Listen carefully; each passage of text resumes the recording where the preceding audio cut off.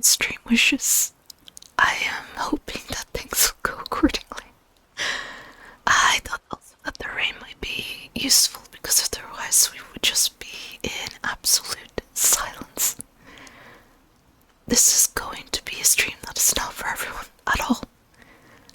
In fact, it wouldn't even be for me probably, because I'm not a big fan of whispering, but it was the milestone, so yeah, that's what we're gonna be doing.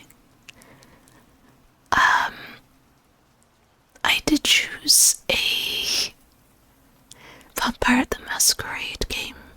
It is a visual novel called Night Road. It's a game that I already had on my PC, but I never actually went ahead and updated it because it would break your save files. So as a result, I tried my best to ignore the update and not bother with it, but it's what we're going to be doing today. And again, hopefully everything goes according to plan and this won't be a disaster or anything. And also, welcome to being a fellow moderator light. Hi Bevan, how are you doing? Well, I'm glad that it is relaxing for you. You're going to deploy a tactical part. Okay, well, okay, that's fine. So, Vampire the Masquerade Night Road by Carl Murky. Arizona I-10 heading west, night of November 1st, sunrise at 6:41 a.m. You're getting ready to pass a diesel Mercedes when the shifter goes all loose. You jiggle the stick and pump the clutch, but it's like holding a dead man's hand. Your old Honda drifts off the highway in a cloud of sand and grit. A moment later, the engine stalls. You pop the hood and fumble around the back for a flashlight. Then you realize it's getting light out. You can feel that this poor car, your companion for 10 lonely years, is finished. And if you're still out here when the desert sun rises, so are you. So, yeah, this is in your hometown. Dead men host down in the ditch. Suppose they do. Cars fall apart, so do people, so do phones. You pull out your old iPhone and check the time in your cracked screen. 6:05 a.m. Unlike your poor Honda or the tattered air freshener hanging from your mirror, which used to hide the smell of dried blood, you'll last forever. If you can find somewhere to hide before 6:41 a.m. You've been making these courier runs for 10 years, each year making less than the last. Hiding in trunks and storage units during the day, racing down the desert highways at night, with messages and parcels on your passenger seat. It's been boring. It's felt like getting old, trapped in this body that can never age. Hi Simplimk, and yes, hell yeah. Well, you're not bored now. You're even breathing again. Short, frightened little breaths, as you watch the sky lighten in the east. Nerves you thought extinguished years ago begin, making your hands shake. You feel almost alive as you check under the hood. The cable clutch is finished. It's fucked. No surprise there. Maintenance hasn't been a possibility, let alone a priority. And when you look at the engine, you realize the problems run deeper than the one busted cable. You've been ignoring the warning signs, like an old man who keeps coughing and won't go to the doctor. And the engine looks like you're going to look in exactly. You check your phone again. 16 minutes. Maybe there's still time. You look around at the dusty highway, the wasteland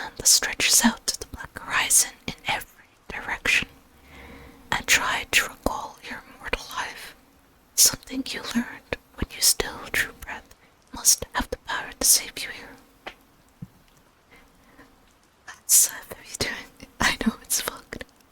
Oh, also, all sounds and all alerts have been turned off for the stream alone. Next time that we stream, they'll be back on.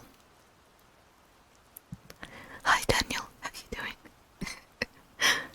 Yeah, it's very, very different than what I'm actually used to.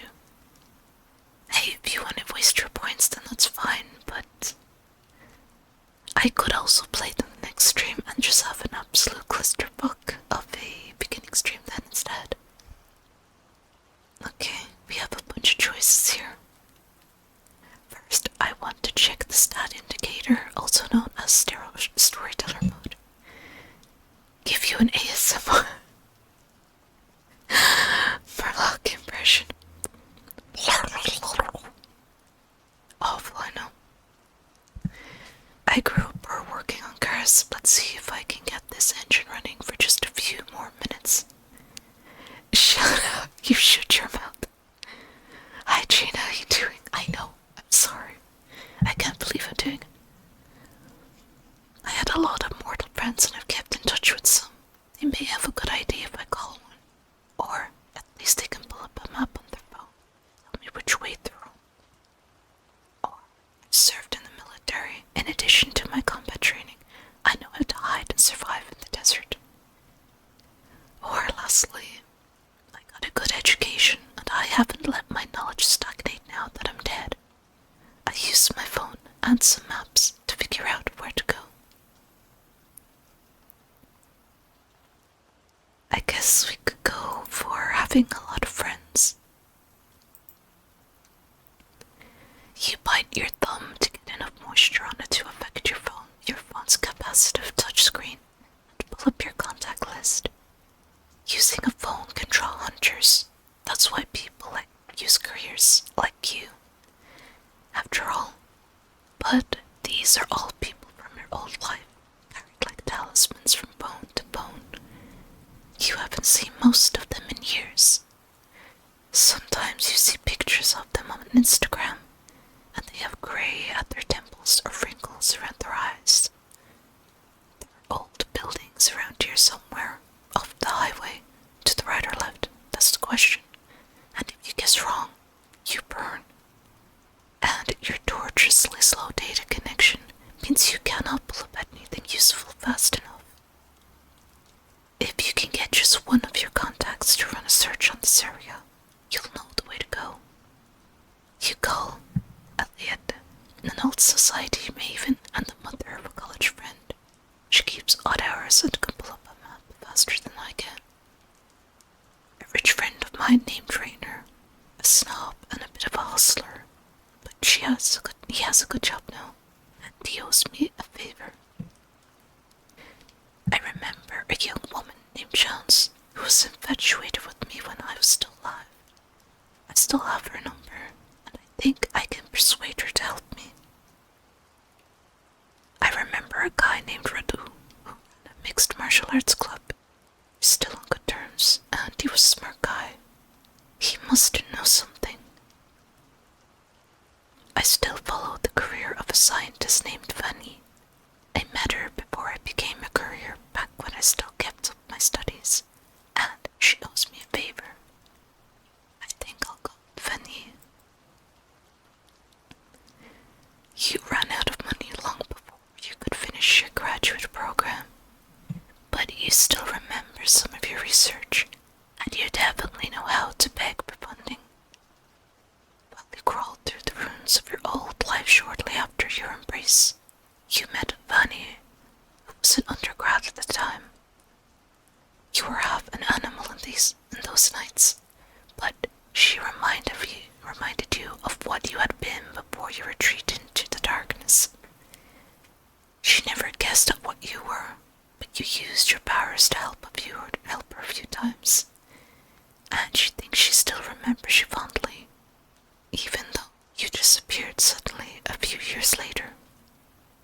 You followed her research ever since, though you haven't checked up on her in a few months. But you still have her number. You give her a call.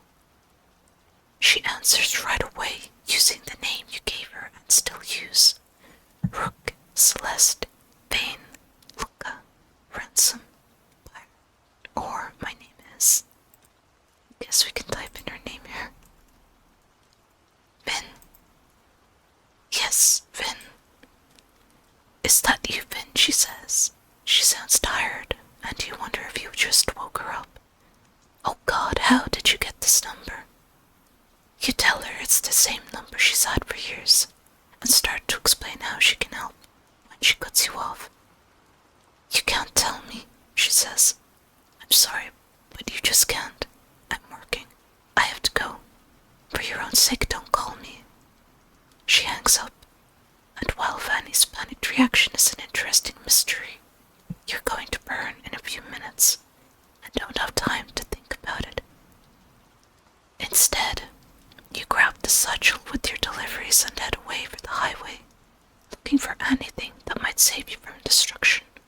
An old mineshaft, an abandoned shack, anything. The stars to the east are gone, replaced by a purple-blue haze. It's 6:30 a.m. You remember the last time you saw the sun.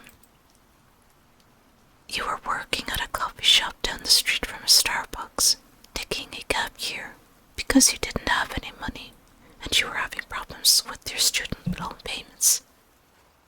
You remember looking out the windows the sunset, turning the windows gold red. The Starbucks was hopping, so was a gas strip up next door, but your little coffee shop was empty.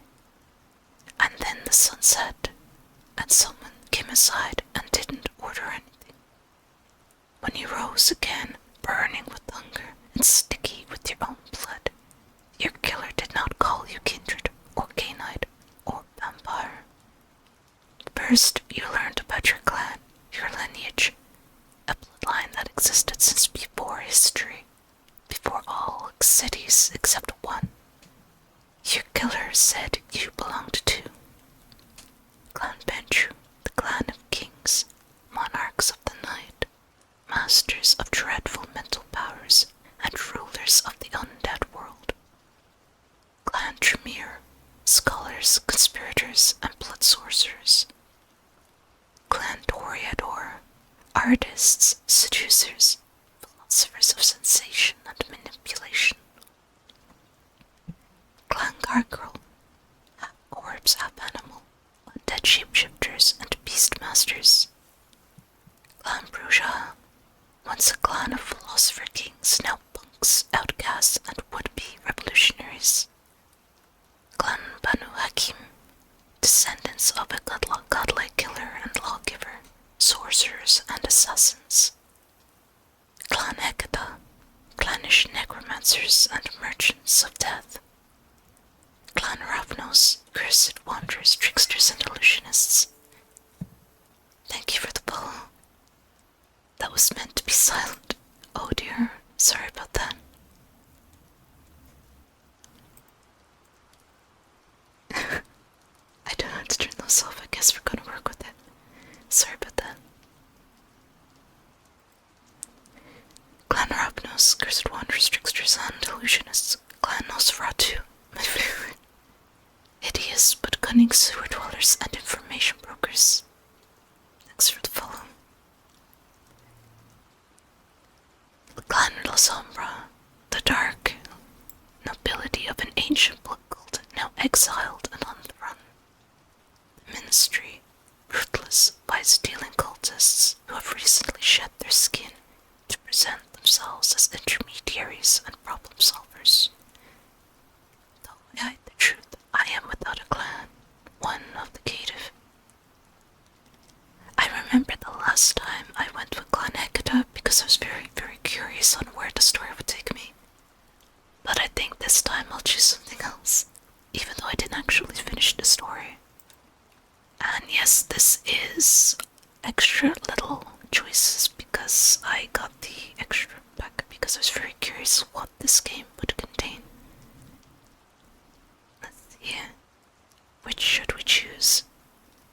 In a sense, I am very curious about the Ministry, but obviously that is the group that follows Setter Techno. I cannot remember the moment, but I would be curious, I suppose, in a way, to do that. Toreador is very like me. think so, but okay. Artists and Jews are philosophers of sensation and manipulation. Because I'm whispering. Nah. What if we were rootless and culty? Shed our skin, huh? Jeez, the cat's out of me, mommy. Oh my god. Why do you have to write stuff like that? For the hell of it, then fine, let's go with Toreador. King of cringe right here, fine. The elegant and sophisticated aesthetes. I'm sorry. What?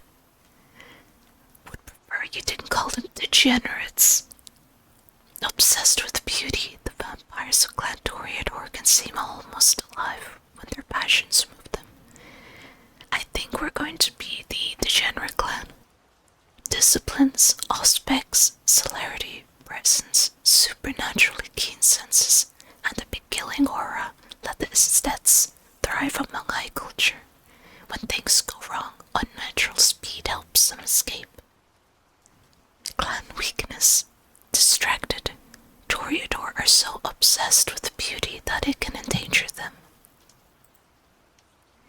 Your sire, who called herself Despine, said she'd been a flapper and a gangster's mole back in the roaring 20s in Chicago. Later you learned that she'd been born in 1924, seventh daughter of a black sharecropper, and embraced after World War II by a former conquistador turned surrealist artist. Except her sire was actually the son of a Cornish miner, embraced accidentally at the World's Fair in 1886. So it went with Clan Toreador. Their lies, tales, and legends were beautiful embellishments to hide the ugly truth of eternal life. The constant hunt for blood, power, and shelter from the sun. And for the Toreador, especially among the children of Cain, a desperate hunt for companionship and connection. Your sire had discipline and ambition. She dreamed of founding an endless composium of the night, not just an Elysium, a place where Cainites could gather safe from both mortal eyes and the violence of their own kind, but a place where vampires could reawaken their long-dead creative and aesthetic impulses. Despine was a visionary. You were a small part of her vision. She abandoned you in the end, as a flawed creation, but before that you were her pet and project, a living sculpture and performance piece, or the organizer of her courtesans and a clear-headed spy tasked with advancing her agenda. Her programmer and AV person, she was obsessed with video and for a few years and trained me to see the way she saw the world. Her bodyguard and chauffeur. Her visionary ideas left a lot of messes behind, and my martial arts training and blinding speed kept threats at bay. Or her private investigator. Despine wanted trouble dealt with before it reached her doorstep, and that was my job. I guess it kind of depends. I'm not sure where the story will lead, but if we're in the city, then being a programmer could be very helpful. And obviously if you know how to work a camera, you could delete things, alter things, that sort of thing.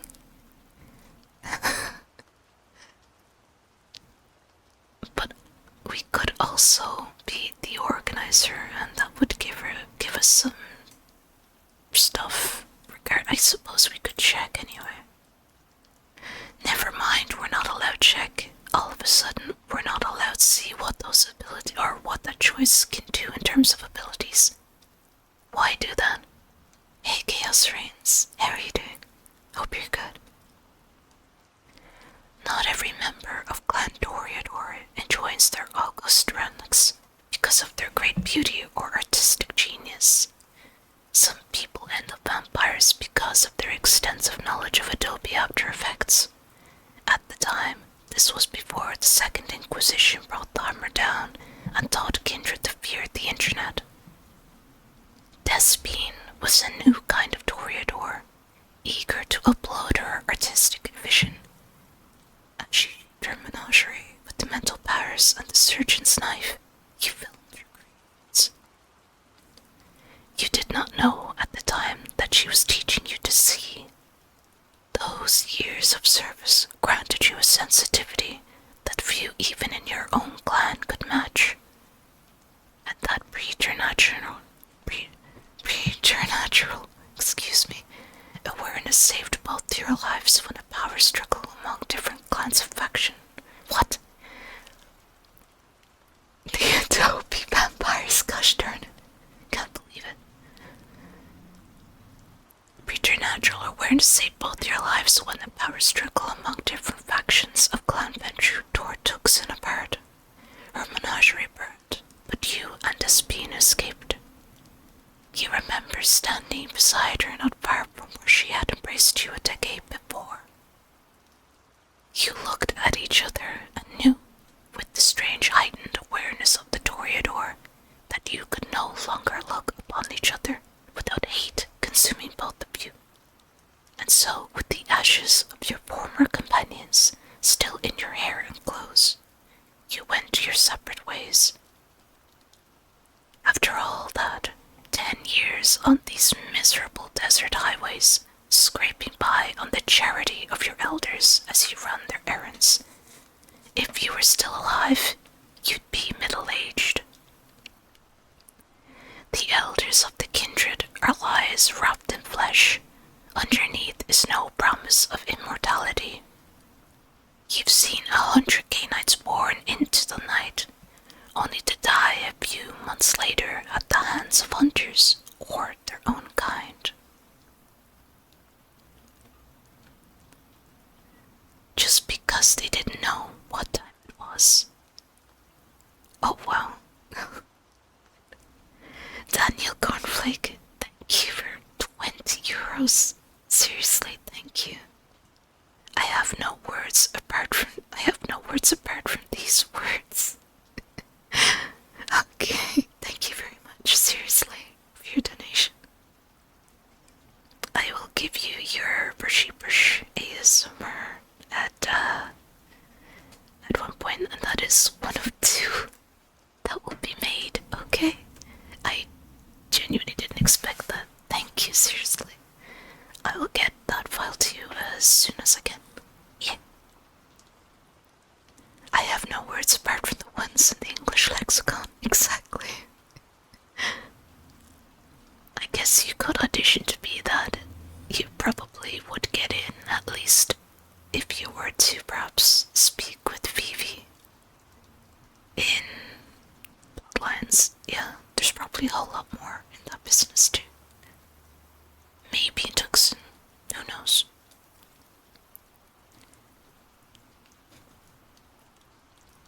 Strange that you're going to die young. The air ripples. It smells like burning metal. You never should have bought a hatchback. Even without sending Vitae to your eyes, your senses are keen. You catch the sharp reek of oil and gasoline carried by the desert wind. A smell mingled unexpectedly with the tang of blood, and follow it until you see the ruins of an old filling station off a frontage road. Shelter. Though the station looks abandoned, you see footprints in the sand. A golden eagle sits on the stripped diesel dispenser. You've seen 1,000 eagles on these highways, but this one holds your gaze, as calm and cruel as an elder. It's a famulus, a servant of the blood. This eagle belongs to a Canaanite. You approach the main building looking for a way in. The windows and doors are all boarded up, and though there's a garage door for a loading dock, it seems locked. The eagle spreads its wings and screams. You don't have time for this. The sun will kill you, but first it will drive you mad. rising in you. The beast, the untamed monster that lurks inside every vampire, that drives you to acts of depravity and violence. You're losing control. You need to act now. But that famulus seems almost to have been put there to guard this place. Its talons flex. In addition to my keen senses, my blood carries the dread aura of my clan. I invoke it now and order the eagle away. Or, in addition to my keen senses, I have unlocked the Toreador of superhuman speed. I bolt around the famulus looking for a way in. Or, my senses are so keen that I can see things no mortal ever could. Using those gifts, I look for a way inside. I think either choice 1 or 2 is probably what I'm going to go with. Hey Guns, how are you doing? Yeah, we're doing a tiny bit of ASMR, because we've reached the milestone for the charity event. And thank you, I'm glad you like it. My little avatar. So we can either unlock the Toreador gift of superhuman speed, or we could use some random gift that, yeah, I think we'll actually go with the Toreador gift of superhuman speed. As the sun crests the horizon, a single thunderous heartbeat drives stolen blood to your extremities. The famulus screams once as you bolt past it. Knowing you only have one chance, you sprint around the abandoned building, looking for any way in. And on the north wall, you find a single open window. As smoke starts to escape from your clothes, you wiggle inside, then crawl kick away from the hole. A wave of exhaustion hits you as the sun rises finally. The kindred were not meant to remain awake during daylight hours, and you look around for anywhere safe you might rest. There's an old metal-topped freezer beside the counter here, just big enough to hold you, and sealed against sunlight. Inching around the shafts of daylight that filter through the open window and the gaps in the boards, you wrench the old freezer open. It smells like expired milk, but you can't worry about that now. You drop into the old freezer and pull the lid shut.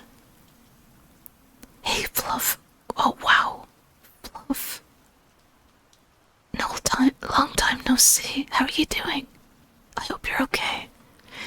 This is an abnormal stream. I reached a milestone for my charity event because I'm trying to raise funds for the Irish Cancer Society. And as a result, we reached the milestone for both VTuber and ASMR Whisper stream, so we're doing both. I hope you're doing good though. Hope the family's okay. You may not survive another night, but you survived this one. Oh wait, hold on. You drop into the old freezer and pull the lid shut. Then you mentally inventory all the things that you do not need to worry about. Your ruined car, the ache of hunger in your gums, the hypnotically sweet smell of fresh blood somewhere in this building, the strange famulus. You may not survive another night, but you survived this one. You survived the deranged aesthetic fancies of your sire Despine. You survived out here in the desert for years, one night at a time. You permit yourself a tight little smile. You can still make it. You can still find a way out of this. And then the blackness of the day's sleep swallows you. Chapter 2. Into the Sunset. Arizona I-10 heading west. Night of November 2nd. Sunrise at 6:42 a.m. If anyone had found you that day in the disused freezer, they would only see a disheveled corpse. And while the sun is in the sky, that's all you are. The blood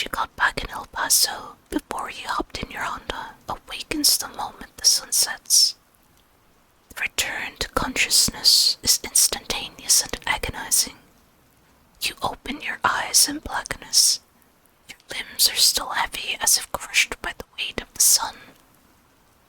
As you wait, you think about the camera, and you remember what the elders made you do after this being disappeared. You were desperate then, and you knew you had to obey. They paired you with another desperate Canaanite, a charming young man named Julian Sim who talked too much. He was something that other kindred called an Assamite, and back then you didn't know if that was another clan like the Toreador, or another sect like the Camarilla. No one ever bothered to tell you. Julian had the eager energy of a congressional page and the glittering, patient eyes of a reptile. He was out for himself, and so were you, and that gave you something in common. You remember Julian's lime green geo-tracker crunching to a halt over gravel. You jumped out and felt the sand beneath your feet, still hot hours after sunset, that the night air felt cool. Carrying water for the ivory tower haven, Julian said with a little chuckle, hoisting the plastic gallon jugs out of the back of the tracker. Each read Buena Suerte or something like that in blue Sharpie. You didn't laugh. This was humanitarian work. Or maybe it was. The desert princess still feared that thing that slept under those sands. They told you that if it woke up hungry, it would tear this land apart. How long do you think we're gonna do this? Julian asked. Julian talked too much, but sometimes he cut through the bullshit with the words that carried a constellation of meanings. How long? Decades? Centuries? We neonates, nothing but larvae in the eyes of the elders. And this awful work. We have the options. This is what it is to be a neonate, Julian. We work our way up, but we can work our way up forever in the Camarilla. This is how we survive to see another night, and as far as I can see, it's the only way. Complaining won't save anyone. I hate this evil work just as much as you do. The Camarilla claims they act for the greater good of all kindred. It's just a lie. Or, you're supposed to be the visionary, Julian. Give me a reason why, and give me a reason to walk away and I will. Honestly, I kinda like the bottom one. But, the two middle ones are, yet everything else seems to be for the Camarilla. These are the final nights. They are indeed. I think I'll go with the last one. Come on, Julian, give us the answer. You already know all the reasons, Julian said. This work will destroy us one way or another. We need money, Ben. That's the ugly truth. All my brilliance and all your oily charm won't help us if we don't have a couple $1,000 and some convincing ideas. Will it? But if we can get that, just that, we can get away from all this. I'll even buy a new car and let you keep the tracker. But we need money. A hot desert wind whipped Julian's black hair. It whipped Julian's black hair around his head as he counted the gallons of water. The Camarilla gave you a job they considered necessary, even vital. Desperate migrants stumbled through this part of the desert, fleeing violence in Mexico and Central America for the promise of a better life in the States. Without water, many died. Aid groups dropped water and supplies for the migrants. The year before, the Camarilla had infiltrated and supplanted one of those aid groups, replacing their members with you and Julian. Your job: position the water above the scattered layers of the Nosferatu Elder. The one known only as Hermas. The victims he claimed would give him enough blood to prevent his full awakening. You're doing good. That's good to hear. Oh, thanks. Yeah, I'm not doing too bad, honestly. And thanks for that. Yeah, it's not something I expected. I usually do this sort of thing every year, but thanks to everyone this year, honestly, because it's been a while since I've been able to do this much, honestly, like collect this much. Everyone's help has been genuinely very, very, very generous. Thank you. And the whispering's perfect because everyone in your house is sleeping and it's very immersive. Oh, that's good to hear. I'm glad. Amigo. See. This sucks, Julian said as he checked the GPS coordinates on your Garmin. I mean, I know what we are. I know what we need, what we do to survive. But this is just so stupid. It's inefficient and wasteful. This was how the world ran 2 or 3 centuries ago, Finn, before anyone invented flowcharts or assembly lines. It was horrible work, but what choice did I have? It was either that or be destroyed myself. Though I will never forgive the Camarilla for compromising me like that. It was ugly work, but more people would have suffered if the Elder woke up. So I went back to work. We're not choosing that. I don't want to go back to the Camarilla. They were just food. Why care? It needed to get done, and maybe the smart ones knew enough to escape. The work was intolerable. I convinced Julian that we needed to find something better to do with their own lives. I couldn't do it anymore.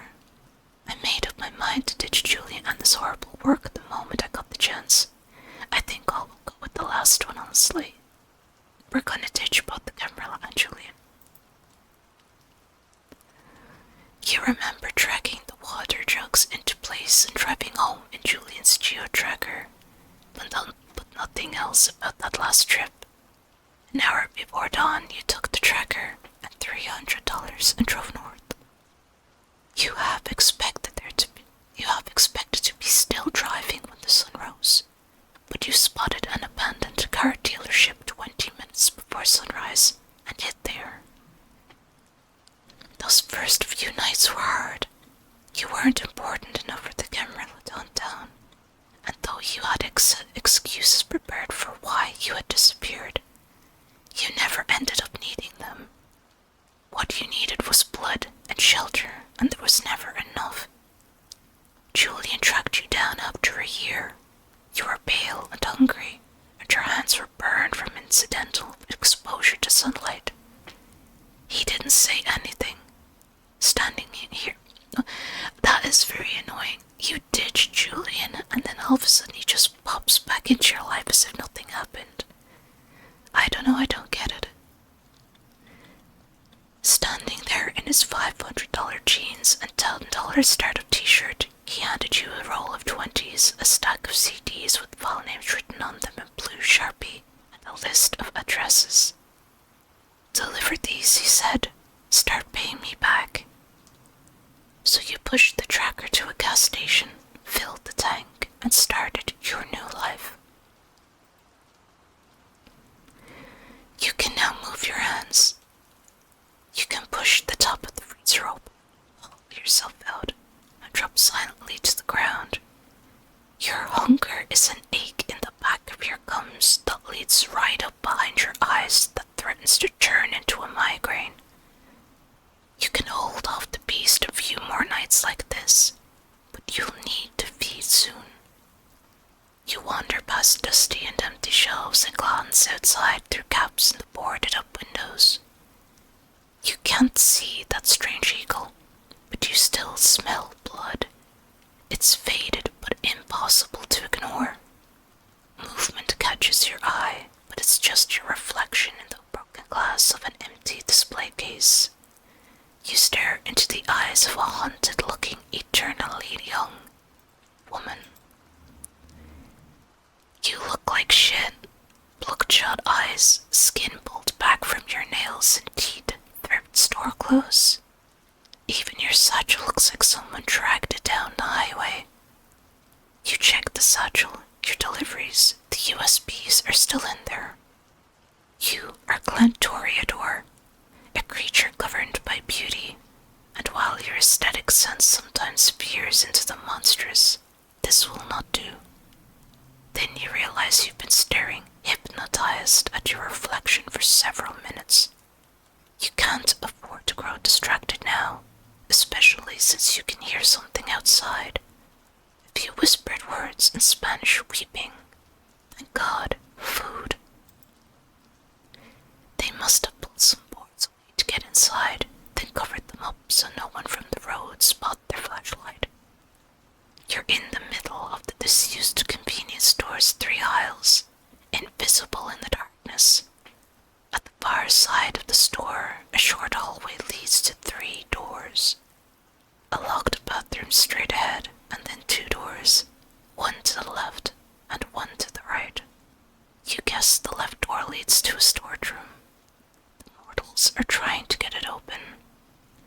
You count 4 of them, a man and a woman in their mid-20s, an ancient woman, a frail and old grey-haired older man, even smaller than the old woman.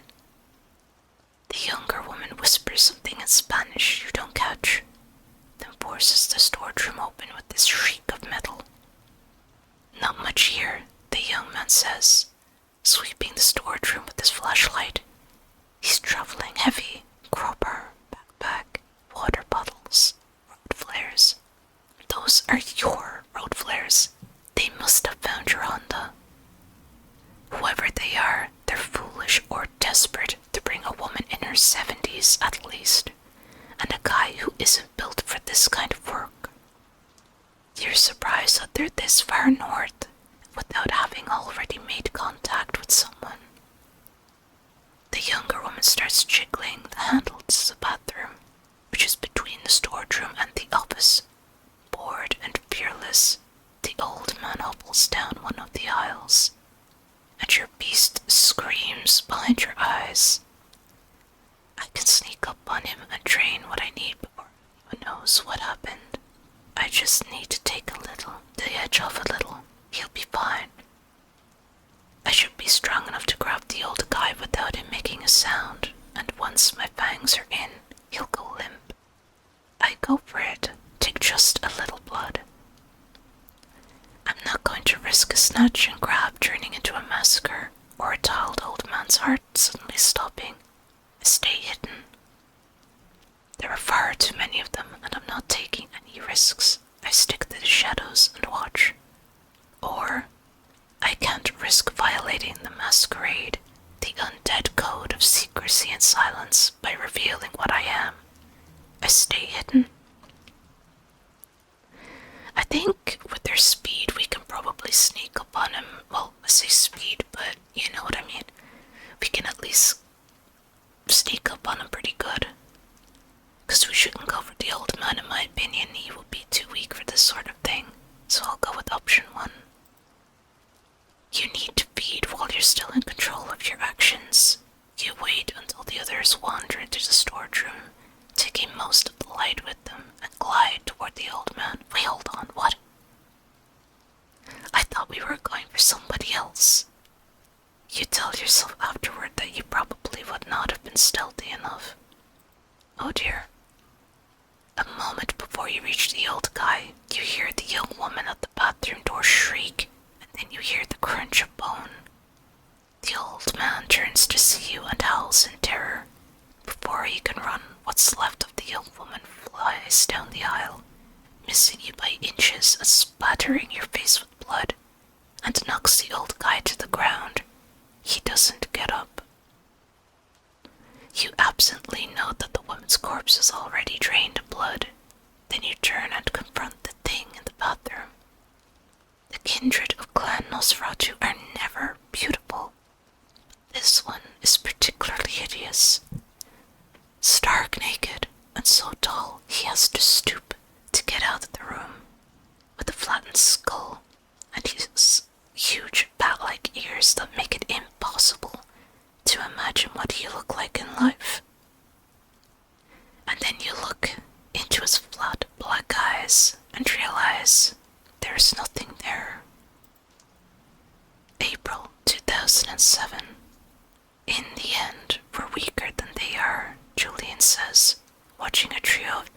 saunters across the 7-Eleven parking lot.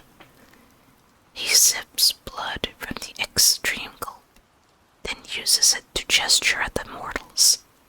I mean, spiritually, we're weaker. We're like scurvy victims or something. We can't heal. The beast, you say? I'm not going to ask you what you've done in its grip, Julian says, or what you've done on your own and blame the beast for. But I know the beast will eat you if you're not careful. It'll eat your soul and live behind your eyes. When that happens to one of us, the camera will call them whites and hunt them down. And the Yasamites, you ask? I don't know, Julian says. I never had the courage to ask. The Nosferatu, the mindless white that had once been a Nosferatu, spots you. But then it turns, and though you cannot see the tough-looking young guy and the old woman, you know that they're cornered in a storage room. As the dead woman's blood runs down its chin, the creature weighs its options. It turns toward the storage room, moving awkwardly because a huge iron chain is fastened around one of its legs. Then something lashes out of the darkness, and the white reels back, more in surprise than pain. The young man strikes the creature again with his crowbar. That won't be enough to fend off a monster like this. These people will be dead in moments, and then the fallen Nosferatu will turn its mindless rage on you.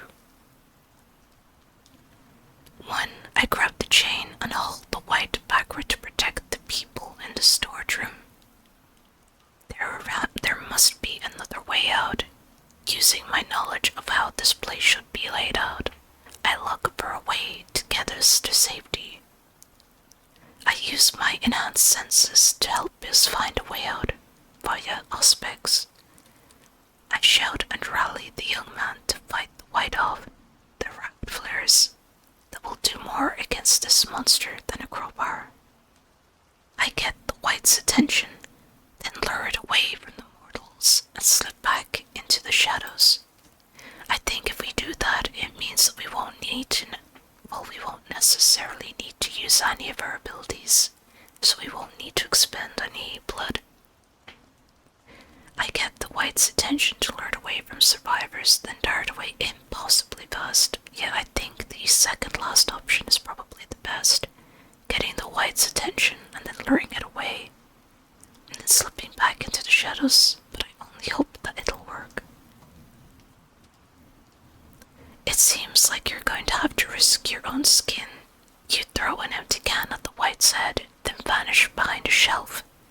The monstrous thing howls and rushes you, abandoning the mortals. You try to vanish in the darkness of the unlit convenience store, and you succeed for a few moments, crawling around the counter to stay out of sight. But then you see the younger man creeping down the hall. He's trying to reach his fallen elder. You try to signal him to get back before the fallen Nosferatu spots all three of you. Unfortunately, the creature spots your movement. The mindless thing grabs you by the ankle and tries to drag you out from behind the counter, leaving bloody furrows in your skin. Hey, Bethelise, how are you doing? But, no, okay. Okay.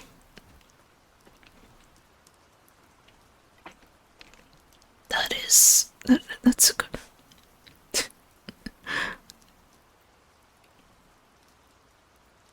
Hope you're doing good. You do get me laughing, well done. Furious, it picks you up and hurls you into the ceiling. You're stunned for only a moment, but that's enough. You get up and blink away the falling particles of dust. The family is dead, and the white's face and chest are black with their blood. Now swollen with blood, the white again turns its attention on you. Perhaps it considers you an interloper in the haven it has claimed. You topple a shelf for forcing the creature to work its way around the devastated room and buying you time to plan. The dead man's crowbar is useless against this hulking Nosferatu, but a broken mop on the ground might work. A wooden stake through the heart does not destroy a vampire, but it will paralyze them. The dead man also has your road flares. Wave some fire at a white and it'll run screaming into the night, if you have the courage to hold an open flame. The lighting has badly damaged the convenience store ceiling. If you're quick, you might be able to climb one of the remaining shelves into the vents, where the Nosferatu cannot fit. Or, looking carefully, you realize how extensive the damage is. Maybe you can just bring down the whole ceiling.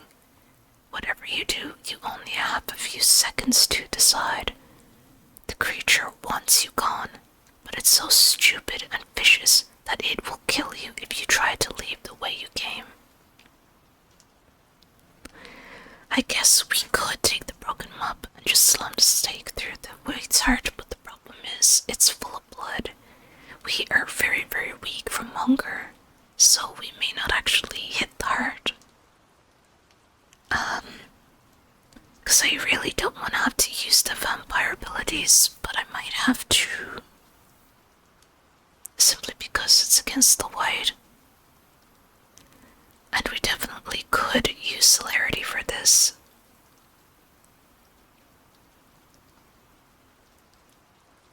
I don't think we're gonna go with the vents option, but we could genuinely use a flare and wave it at the white until it retreats.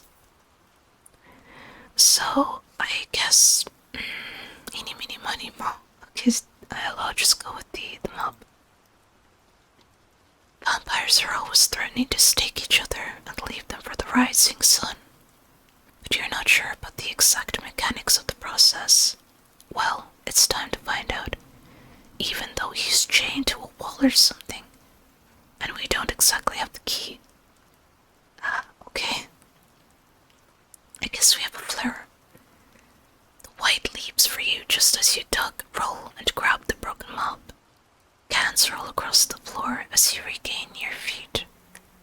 When the white rushes again, you meet its charge and slam the stake through its chest. The two of you collide in the middle of the aisle, and you're thrown back against a shelf. The creature writhes and screams. You heard it, but if it's still screaming, that means you missed. God damn it. You roll onto your hands and knees and rip the mop handle out of the monster's chest, showering yourself with black blood. The white's fist lashes out, catching you across the jaw, and you feel something break, but you don't have time for pain. You bring the stake down again and again, but the creature keeps fighting you off. Finally, a glancing blow from its fists knocks you across the convenience store. You skid on the tiles, leaving a bloody smear. The monster howls one final time and smashes through the boards of the front door, fleeing into the night before you can finish the job. I guess it's gonna be somebody else's problem now. You check your iPhone. It's broken. You take out the SIM card and destroy it, then destroy the spares you carry. You wear a watch because sunrise is never far off from your mind, and yes, that's broken too. Then you check your satchel, but the USBs are all there, all safe. Your hunger is still a dull ache in your teeth, and you're still in control for now. You check yourself again in the cracked glass of the empty display case.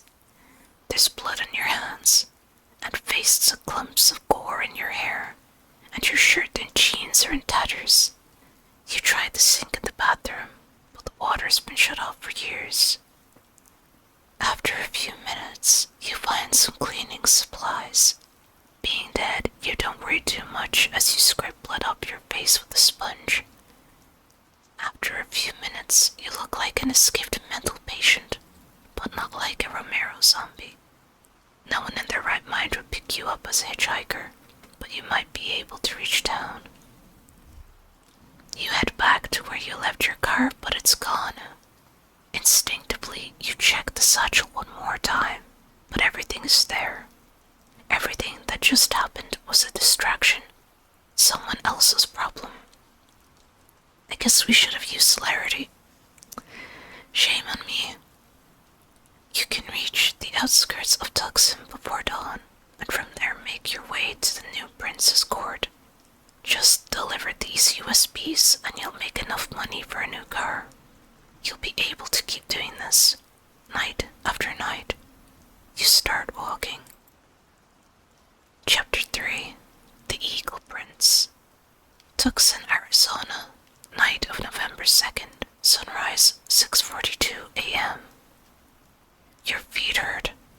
You already passed the place you were supposed to stay yesterday, but it's just an empty garage.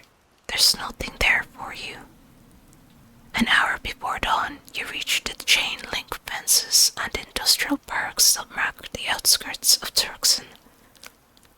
You see cheap stucco houses ahead, but the burbs are no place for a vampire. Without a cell phone or money, and with your clothes too trashed for polite company, you are forced to rely on a skill set you don't really have: street survival. Far from the heart of the city, you find a neglected Planet A drop box behind a run-down small strip mall. The door has been left open, and with 5 minutes left before sunrise, you crawl inside. Amid the black plastic trash bags, wet clothes, and broken bottles, you find an old wire clothes hanger and use it to jam the door shut. Then you shove wet socks up into the seams around the opening mechanism, so no sunlight creeps in.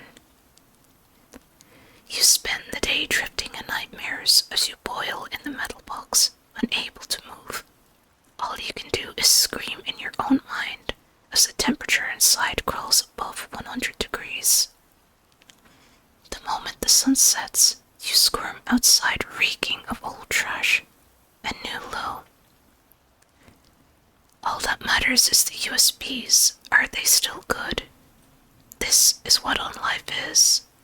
Some nights are good, some are like this. Maybe there's a clean place to sleep at the end of the road. Or, by Cain, I am not going to continue to exist like this.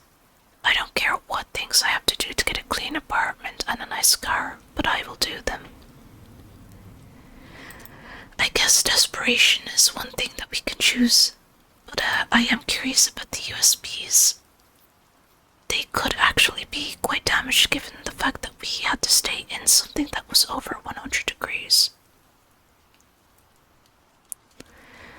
So we could do the USB route, and it is our only source of money, our reliable source of money, because once we get there we get the cash. Or, well, we just try our luck on the road. We could do one or the other. I'm not sure actually. It's either option 1 or option 3, so I suppose. But I would like a nice clean place to sleep at the end of the road. I cannot lie. I suppose I could do option 3, even though it doesn't really sound very Toreador-like, does it? Just choosing to do absolutely anything at all. I'm not actually sure, to be fair. I guess I'll do 3. As you kick back some filth off your ruined boots, a BMW 18 rolls past without making a sound. You're not asking for a BMW, just a car that runs, a screen that isn't cracked, boots that aren't. Christ, what is stuck to your boots? You check your USBs. Your satchel is shredded beyond usefulness, but the delivery itself is fine. You're a few hours from where you need to be. You're going to walk in there looking like hell, but you're not going to walk out of there like that. You promise yourself. You don't like the new USB, they're the new BMWs anyway. I actually haven't seen them. I guess I don't keep up with cars, but yeah, a lot of cars are very, very ugly when you see them. I just can't remember the brands, but yeah, I don't like a lot of them. No.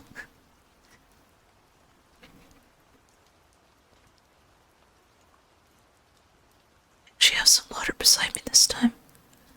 Tucson, Arizona, night of November 3rd, sunrise 6:29 a.m.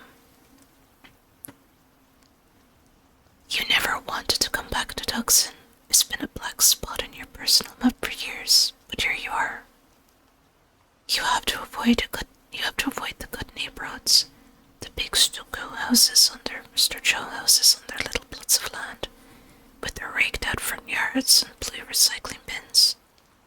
For a few minutes, a black and white Mustang with a thin blue line of Punisher decal on the hood creeps behind you in first gear.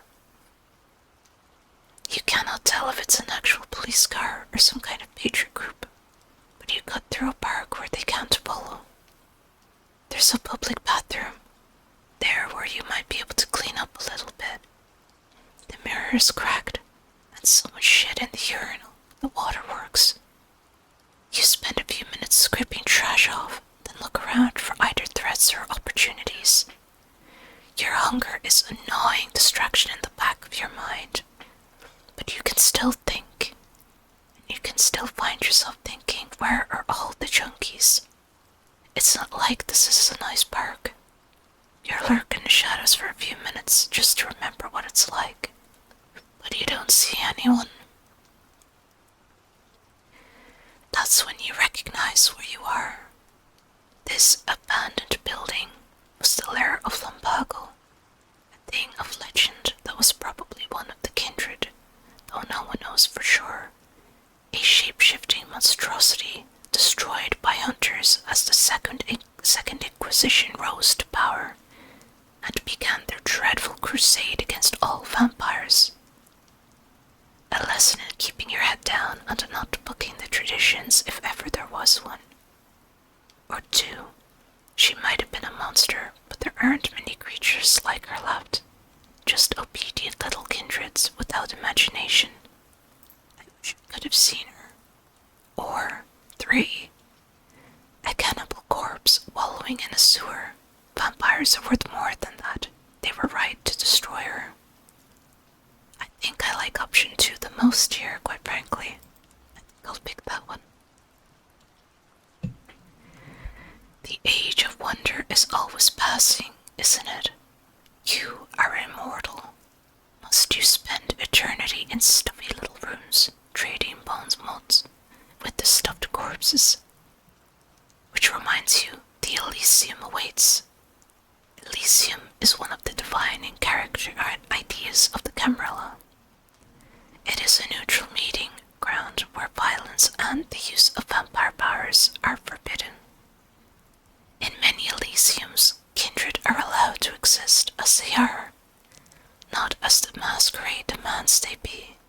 Your sire dreamed of founding one.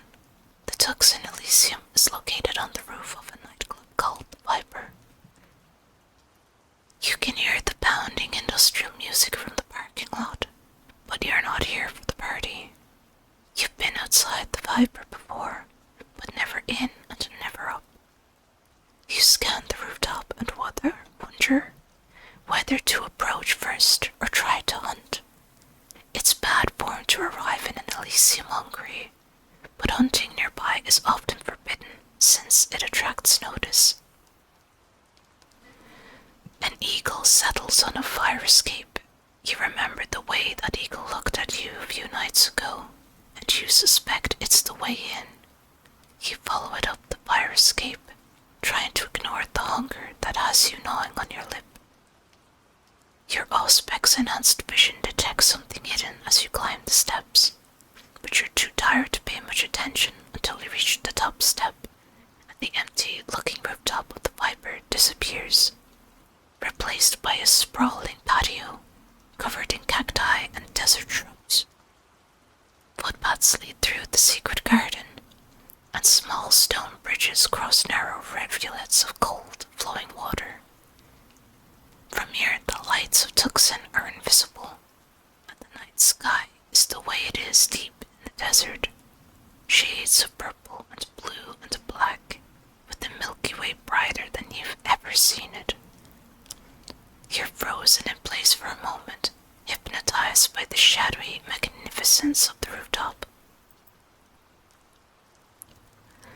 You force yourself back into motion when you feel the music from the nightclub below buzzing unpleasantly through the trashed soles of your boots. You cross the flagstones. Your fellow kindred watch you with disgust as your boots leave a crumbly trail of black dirt, but you size them up quickly and dismiss them just as quickly. They're weak camarilla fledglings and neonates, ghouls, dead-eyed mortal servitors, and blood dolls. You scan the crowd for ghouls, living mortals fed on vampire blood. They gain immortality and a little power in exchange for slavish devotion. You think you spot a few, then you look around for someone important. The eagle flies past you and lands beside a young-looking man in a linen suit with turquoise jewelry. He's conversing in worried tones with the Nosferatu, a particularly hideous example of the clan whose face is a death's head of grey-black muscles. As if her skin had been peeled away, her monstrous face contrasts with her striking and powerful physique. Hey fellas, how you doing? I know I'm using a mono microphone, sorry about that. We're reading Night Road, the Vampire the Masquerade game, Night Road. It's a text adventure game, and you get to choose all the little ways that you're going to continue your path. The issue is I cannot seem to shake Julian for very long. A self-insert character, I think. That's all. But yeah, I wish that there was a way to talk left and right sides. Maybe in the future. Time to manually do it left and right. I could just yo-yo them. I suppose I could, couldn't I? In fact, I wonder. Can I do it here, huh? I suppose I could do it a little more to the left if you wanted it like this. Or I could potentially do it a little more on the right hand side, like this. Perhaps it's working, perhaps it isn't. But I will try and do this on and off throughout the story. Gotta get them freakish ears on this. I don't have a stereo microphone, so it's a little difficult. But I'll try. You force yourself back into motion when you feel, yeah, so we're doing our little options. Right here. Blood, I need blood. I actually have no choice but to do this. Oh, that is actually genuinely unfortunate. No Eric Gang, where are you? You feel thin and emaciated, like the victim of some awful wasting disease that heroines died of in old books. But the Prince of Tucson, whoever he is, runs a clean Elysium. There are no hastily bandaged throats, no crystal goblets of sticky blood. Perhaps the feast has yet to begin. Or perhaps the kindred here prefer to indulge their habits in private. Every domain is different, and misunderstandings are dangerous. You hear yourself groaning, a thin, high-pitched, keening sound, and snap your mouth shut. Does being taught you better than to disgrace yourself in an Elysium? The eagle alone seems to sense your need. It calls, beckoning you. We actually get an image. That's what they look like. Okay. The man in the turquoise jewelry watches your approach with a slight smile. He's seated comfortably in a wicker chair next to a small sink table with an old laptop, a white hat, and a heap of typed and handwritten, correspondences. The Nosferatu standing beside him only scowls. "Welcome to Tucson," he says. His accent is foreign, from somewhere in Europe despite the Native American jewelry, and the wide-brimmed hat in front of him. "I am Prince Leto. This is Dove, and you are Finn," he says. "Courier, it looks like you had a difficult journey." A clump of mud falls out of your hair and splats onto the flagstone. "Give us the data, degenerate," the Nosferatu snaps. Dove is wearing a silk screen jacket, kicked around Converse All-Stars, and a snapback with a local minor league baseball team on it. Driving gloves are tucked into her pocket. Another courier. "Money for a sewer rat? I'm not here to pick a fight." I toss her the first USB. Or, Dove sounds like the sort of Camarilla lapdog who needs to get yanked around. "So, Dove, do you have a dove? Do you like the sky as an eagle? Does everyone get a bird?" I don't think we'll be choosing that. I guess I'm not here to pick a fight. I'll give her the first USB. She catches it, turns it over as if expecting some diabolical trap, and hands it to Prince Leto, while glancing suspiciously down at you. Leto's laptop is an old Asus, probably intended to read information once before it's destroyed. When the prince inserts the USB, a folder appears with the video and a few text files. "Feel free to watch Finn," Leto says. He checks his Vacheron Constantin. It's 1:49 a.m. Then he looks east. He stares for a long time, as if with longing, then shakes his head. "I don't think this interests you directly, but I try not to keep secrets here in Tucson." A warm, friendly smile and eyes that watch you like a... Where did that bird go? The video opens awkwardly, with a hand holding webcam. You see a man's face, and then you see the ritual chamber. Tremere, the warlocks, the usurpers. Once the clan of sorcerers and blood magicians, their disciplines and interclan loyalty admired even by their enemies. The Tremere are now scattered and leaderless after the destruction of their greatest chantry in Vienna. You might have fallen low over the past years, but not as low as the warlocks. You don't recognize this Tremere. He's white and apple-cheeked with a short grey beard, portly in a way that vampires rarely are. Like an avuncular college professor, he's wearing a Fair Isle sweater vest and pressed slacks, and holding a silver knife with one hand as he tries to adjust the webcam with the others. That's Jasper Knowles, Tremere Magus, Leto says conversationally. "Do you know him?"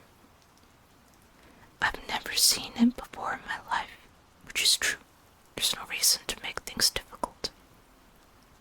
Tremere are scum, who should all be dragged out of their havens and burned for their crimes, which is also true. Or Tremere are all scum, and I don't associate with them. Not true, but it's the most common attitude in the Camarilla right now, and I might as well try to fit in. "My job is making deliveries, Prince Leto. I don't get involved." "I guess I'll say number 1. Leto watches you closely as you answer, tongue against his teeth, concentrating. He thinks you know something, but you've never seen this Tremere. Dove gasps. Knowles has stepped away from his webcam, revealing a dingy cinder block room with faded orange stripes on the walls, and a Nosferatu chained to the iron spike on the floor. That Nosferatu almost killed you the other night. Sire, Dove whispers. Prince Letov. His illusion of good cheer falters for a moment. Both thee and the eagle glare at Dove. You're here so he can get a read on you, not so his underlings can give you information. This experiment has gone on for as long as it can, Noel says in the video. Science sometimes ends in failure, my dear, and so does our version of it. No intelligence remains in this specimen, and it has become increasingly dangerous and aggressive. Once it's destroyed, I'll send what's left to you. I'm also going to wrap up my daytime business. I know that we're still allowed to communicate via email as flesh and blood citizens. But my mortal identity is almost 80 years old, and soon people will wonder. Something off-screen draws Knowles' attention. He turns the knife, ready to insert it into his wrist, perhaps to use blood magic. Unfortunately for Knowles, he's looking the wrong way as he stares past the webcam. A figure detaches itself from the shadows of the wall, walks almost casually up to the chained up Nosferatu, and removes its shackles. The rest of the video is chaos. The white hurls itself at Knowles. The Tremere screams and stumbles into the webcam, which falls. Sorcerer's fire blackens the ceiling. Dirty fists rise and fall, again and again and again. Unlike most Tremere, Knowles has mastered the vampiric art of inhuman resilience. But that only makes his destruction longer and more horrible. Then the video suddenly ends. It sounds like this Jasper knows what was coming to him. I don't think I like that option so much. That poor man, both of them. The traditions exist to stop horrors like that from happening. I don't think I want to really adhere to the traditions, or a character to adhere to the traditions too much anyway. What was up with the figure that freed the Nosferatu, and why couldn't I see it clearly? You've never seen Knowles before, Letov says. He sounds frustrated. Dove, go back. Who was that shadow? You watch it again. But the shadow is just a blur of formless motion. An impressive disguise, Letov says thoughtfully, freeze-framing on the blur. The assassin doesn't even move fast at first. There's just nothing there but a smear, almost as impressive as this rooftop. And what happened to the Nosferatu? Did he escape? He rolls the video back and forth, trying to get a better view of the white. Then he seems to remember you, and reaches into a bag at his feet and hands you a manila envelope. He goes back to scrolling around. $1,000 in 20s. Your job is done. You know the answer to Letov's question, of course. The Eagle Prince's gaze wanders again. He looks east over the skyline of Tucson. I can share what I know about the encounter with the white. It'll let me get in good with the Camarilla, which might go further than $1,000 ever could. Or I could share what I know. That white is still out there and dangerous. It needs to be stopped before people get hurt. I could also keep my mouth shut, as I owe the Camarilla can't say that I plan to deal with the white myself. I want a rematch, which I think is a stupid idea, but however. I guess I'll share what I know about the encounter with the white. The only thing is, and it means that there's 4 dead bodies still there, which we didn't even check for any remaining blood. Just even a drop to say, hey, maybe we could actually get some Vitae back so that we aren't as hungry. I don't know why we didn't check that, but however. I guess I'll share what I know about my encounter. I'll probably get a masquerade violation, I'm not sure. You described the battle and your narrow escape from the mindless Nosferatu. I'm surprised that you're still alive, little neonate, Leto says. The Nosferatu you fought was old and powerful this time, the child of Veramus himself. Then his stone hardens and slices through the air like a razor. Dove, your sire is now your responsibility. Find and destroy him. You now have 7 nights. Watching the video seems to have taken all the fight out of the Nosferatu. She just nods. You have too many questions.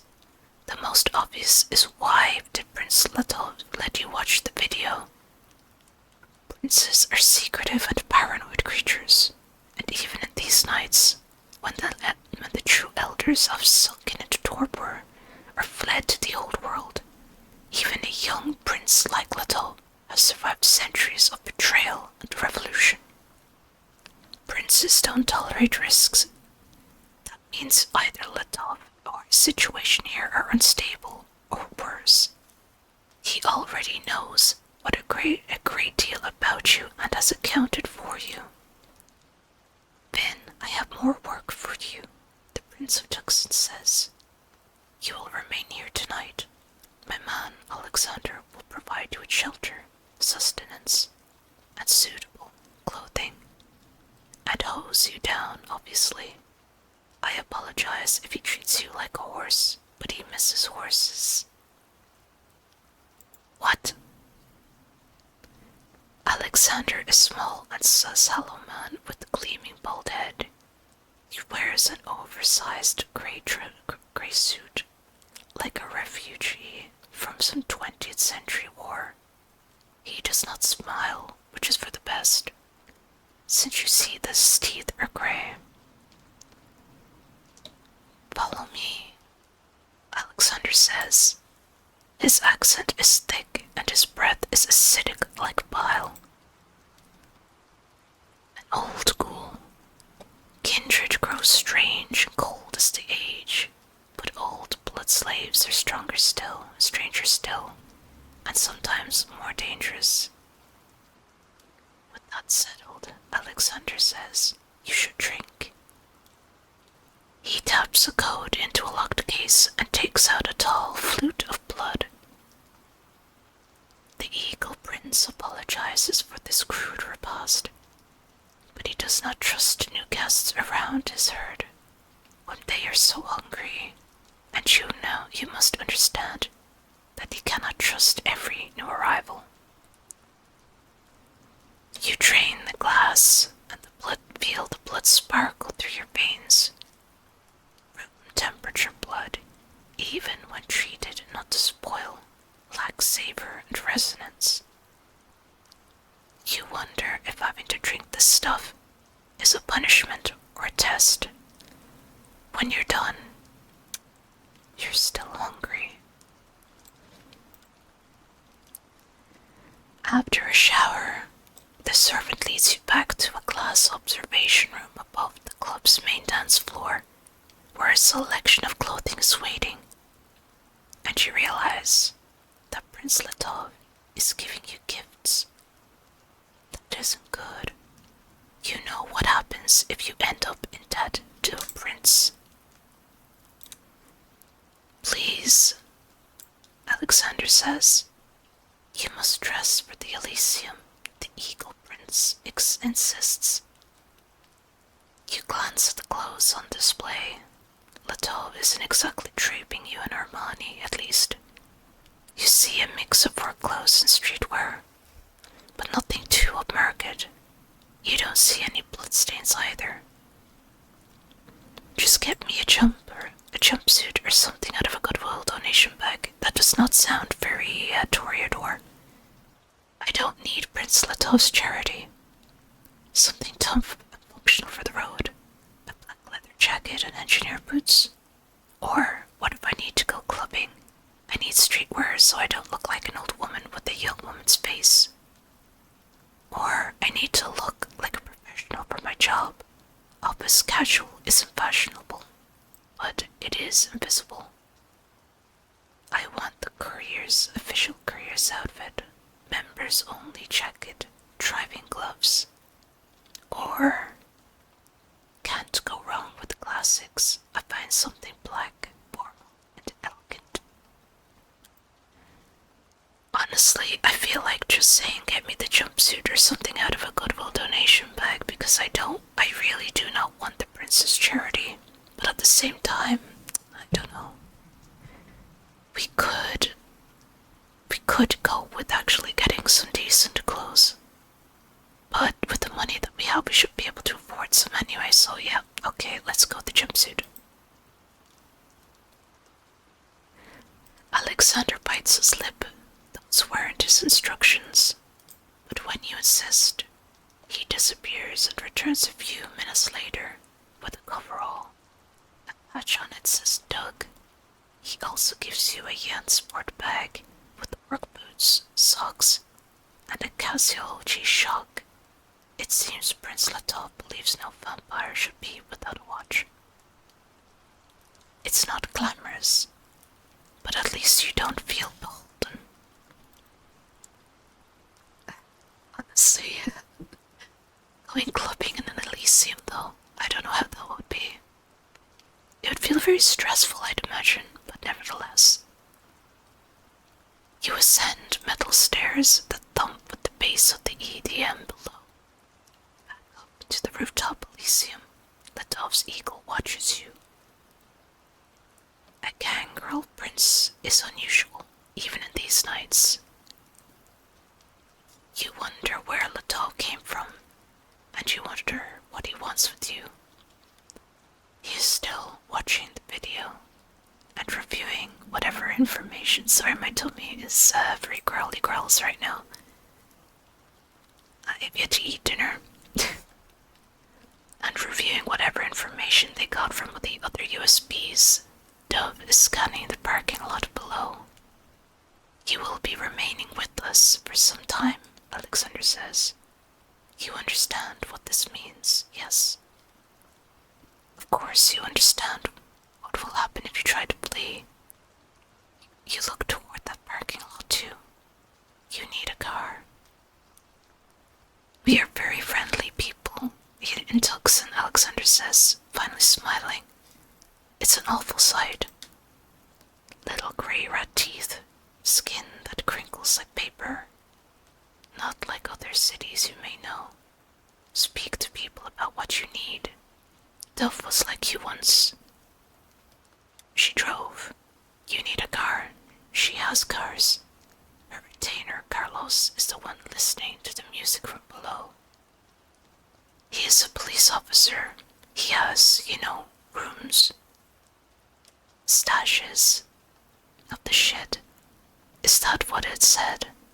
He keeps evidence rooms with the good shit. Maybe you need that sort of man. He is proud and cruel though. Do not let him bait you.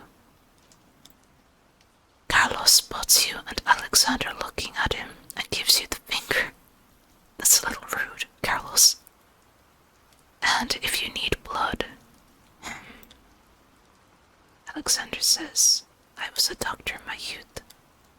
When I was young, I said to my teachers, this bleeding, it does not work. It does not make the patients better. Isn't that funny, knowing what I know now? A little joke. But I have an important job to do. When kindred feed and kill and endanger the masquerade, I tell Prince Latov, I hate telling him these things. I would prefer if kindred came to me for advice. I will give this advice now. Do not hunt near the viper. It is not permitted. And of course, do not use your gifts here. The sudden movement of blood, it upsets stuff. I can talk to Litov. Why is the Outlander in charge? Let's refer the Camarilla. But unexpected things interest me. Maybe I can learn about the prince and cultivate a relationship with him. So, Litov is cute. I'm going to talk to him and see if there's a Mrs. Prince of Tucson. Given what we're wearing and how we look in general, I don't, and the fact that he doesn't even know us. No, we're not going to be doing that. Sorry, Timmy. Actually, Alexander, what can you tell me about procuring blood in Tucson? The old ghoul is unsavory and might be deranged, but blood is life and I need it. Let's see, we have a lot of options here. I need blood. Alexander, but I have standards. Okay. How are matters arranged here? I know what I am, but I would rather not be associated with forced extraction pits. I talked to the retainer, Carlos, about equipment and a place to stay. I've been far too proud lately. If I have to beg this guy for what I need, I'll do it. I talked to Carlos. I need guns, and if I need to kiss the ring or otherwise impress this mortal, I'll do what I need to survive. Dove hasn't exactly been polite, but we have a shared interest in cars. I could chatter up about different accidents we've been in. That is actually something we could do. I talked to Dove about getting a car, but I'm not going to put up with any shit from a sewer rat. Or I examine Litov's eagle. How fascinating and how dangerous. I approve. Maybe we would be better off with the D20. I think we probably would be at this point. I talked to the mortal servitors and hangers-on. That's where Julian taught me to look for power, where people are forced to serve. I guess we could do the choice where Dove, hasn't been polite, but we like cars, or we can do the very last one. I think I'll talk to Dove. So the whole fucking Cadillac is on fire, and I'm kicking and kicking, trying to get the window to break, Dove says. Right. Because you're trying to follow the story, and it isn't easy. Because I'm still handcuffed to this guy who was pretending to be a werewolf, right? And I finally kicked through the window, ripped the fake werewolf's arm off to get free. And I'm out of my fucking mind now, with all the fire. And finally I crawl out of the car and get clear before it... Do they blow it up? Escalades? I don't know. Probably not, Dove says. But anyway, I'm finally clear, so I run across the parking lot, laughing, because I'm thrilled not to have met final death chained to that guy, and I barely have time to look up before Letov comes screaming around the corner in a Ford Bronco, with the lights off, and runs me over. I was in the wrong Cadillac the whole time. No. 2 black Cadillacs, Escalades in the parking lot of the Marriott, Dove says. How was I supposed to know which one? Anyway, that's why I don't get to drive anymore. That's why Letov wants assholes like you driving. Driving what? You okay? Ask because I need a car? There are more couriers in this town than I'm used to, but I don't think of Tucson as a hub of much of anything. What's up? You're not so bad. Do you want to get out of here with me tonight? What the hell is going on? What a story, Mark. Okay, maybe I'll do 2. We started expanding because of the blood coming up for Texas and heading west and north, Dove says. But now, it's the damn hunters. Latov fought wars on horseback, you know. He likes mobility.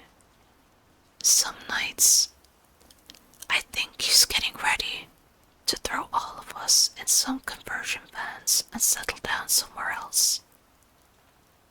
If things get bad enough. But for now, well, there are always cars to be had. Give me a few hours and I'll send someone to find you. That's some kind of dispute in the parking lot. There is some kind of dispute in the parking lot down below. 3 women yelling at a guy. Tough gestures, and 2 AFEs head downstairs to sort it out. I could talk to Latov. Why isn't Outlander in charge again? But we have decided not to go that route. Because I don't want to. Things change whenever. Again, it's saying, oh, you know, Latov is cute, blah blah blah blah blah. Okay, what about the little people? And that's in the organization. There's so many servants here. So many servants here. Not just well-placed ghouls like Alexander and Carlos. You circle among the servants. Most lack the dead-eyed stare of those broken by relentless mental domination. That makes sense. Prince Latov is a gangrel, and his mental powers might only extend to animals. But judging from the elegant pallor of many of these servants who remind you of Thespian's art objects, you suspect that they're blood dolls, walking food, addicted to the kiss. Like blood dolls everywhere, they linger because the touch of the undead is the only pleasure left to them. So Latov's servants might be stronger-willed than the brainwashed thralls of a Venture Prince, but only by little. Interesting. 2 more kindred arrive from the dance floor, skin slick from the other people's sweat, cradling their dazed-looking blood dolls. Prince Latov narrows his eyes at this vulgar display, but says nothing.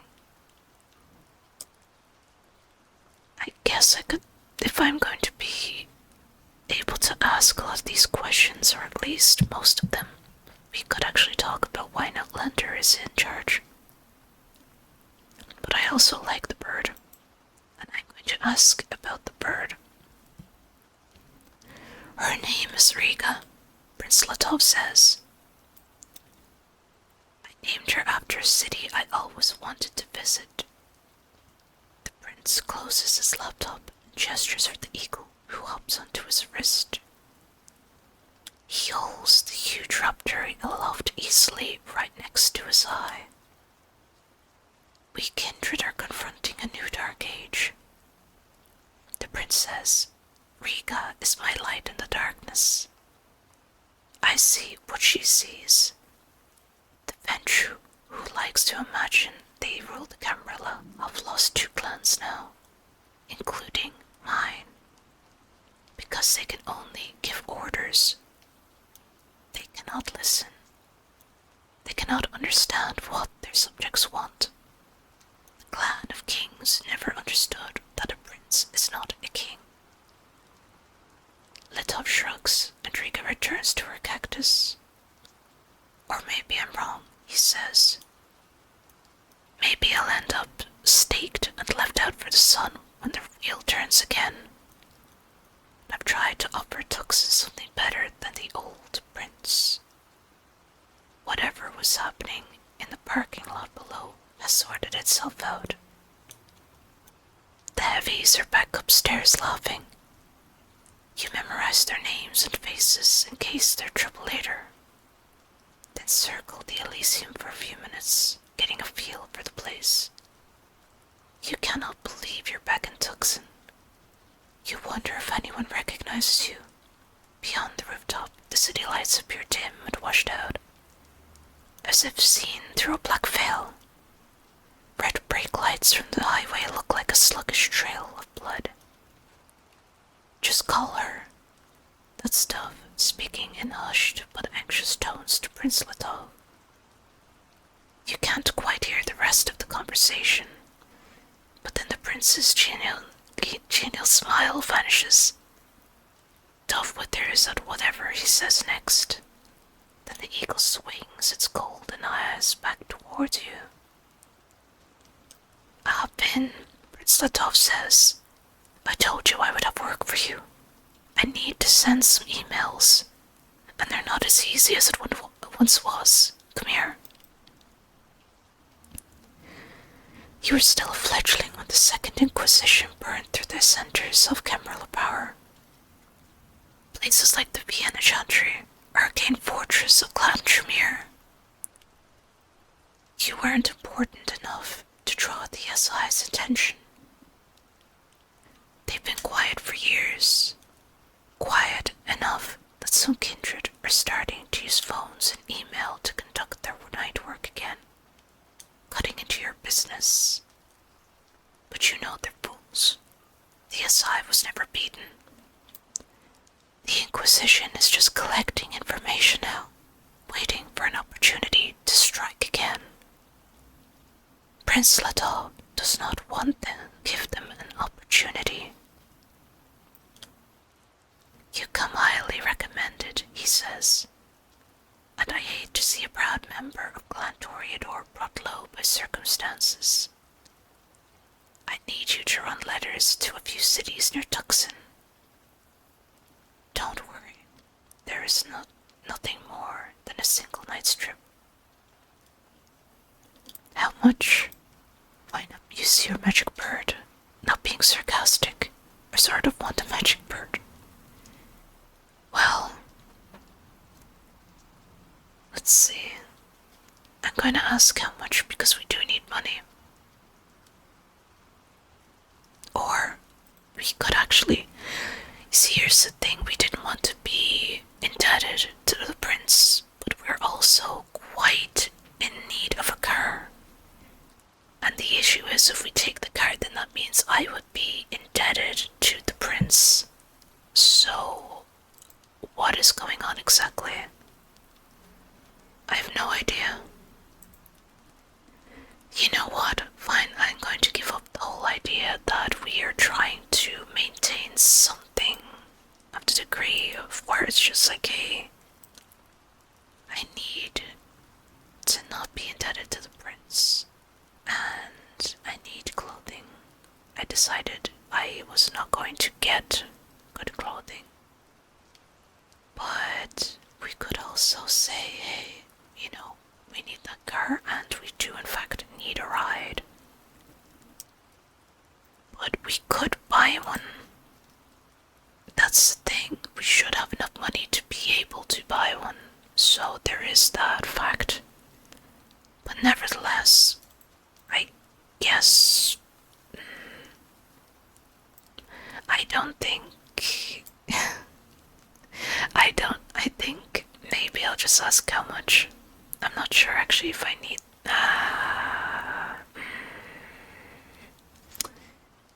You know what, I need the ride. Fine, go ahead. I'm just going to abandon the whole thing that I had in mind entirely. Sorry about the noise. I'm glad you had a chance to talk with Dove, the Eagle Princess. You and she have much in common, and she will see to your needs. One of those people will contact you with information about how to acquire a vehicle. We can also say if I have to work for the Camarilla and stay alive, Letov might be my best chance. What's the job? Or, rather...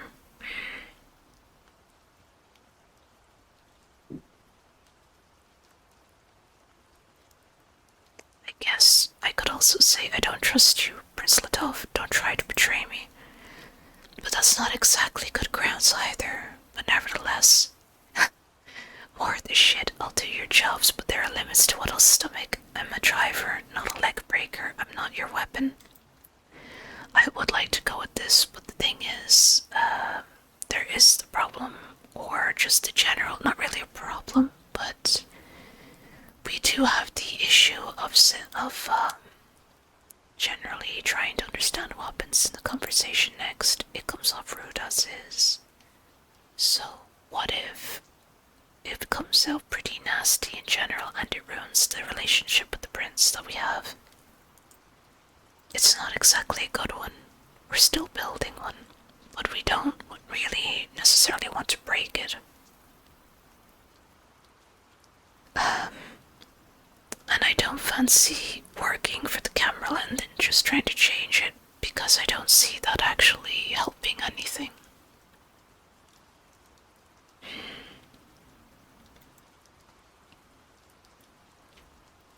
But I also don't want to tell the story like, hey, I want to be in the camera, so it's just one of those things. What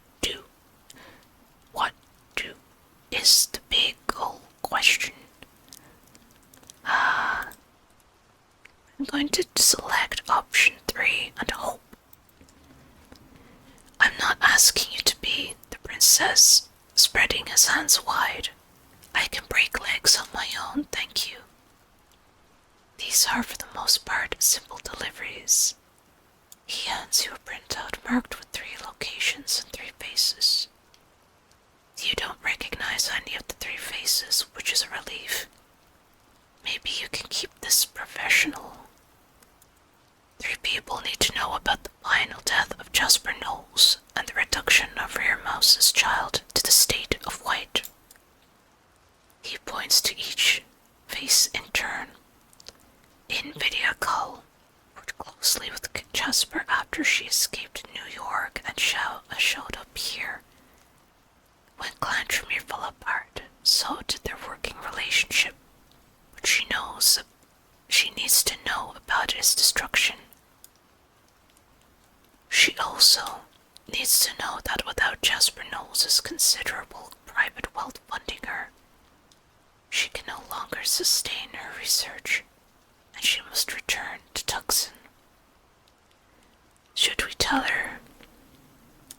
She'll go crazy when she finds out. Dove asks the prince. I'd been meaning to get around to that, Dove, yes. Prince Leto says. Vin, deliver my letter and get out. You won't like Dr. Cole's reaction when she realizes she's broke. And honestly, why can't you keep her funded? I'm also not very fond of the idea of trying to escape another vampire's sheer rage, under these circumstances especially. Oh dear, but I am very curious why they cannot keep her funded. No money? Oh, there's just no way to fund them because they don't have any money. Okay. That's how the world works, even for blood witches. Okay, that's a bit mean, but sure. Leto points to the next face. Paternoster is one of the rabble. Depending. He lurks in St. Basil's Hospital in Phoenix, looking after the lost lambs of her flock. Other rabble, the clanless, thin-bloods, the mad ones, maybe even Gangrel. Letov chuckles at his own wit, but he actually keeps them in his line, though they are dangerously lax. In fact, I would like you to encourage a bit more tidiness from this kindred of St. Basil's. No open feeding, no drug running, no unauthorized embraces, that sort of thing. This is not a formal mission, you understand. But if you can make our dissatisfaction known, I would appreciate it. But more important, with Noel's gone, the hospital will be up for renovation. Those renovations will compromise St. Basil's usefulness as a haven. I'll write instructions for what Paternoster must do. Okay, I'm not gonna yell at somebody for him, though. Is there any way to maintain the hospital while shaping renovations to our own profit? That would be interesting, I suppose, but it depends on the state of the building.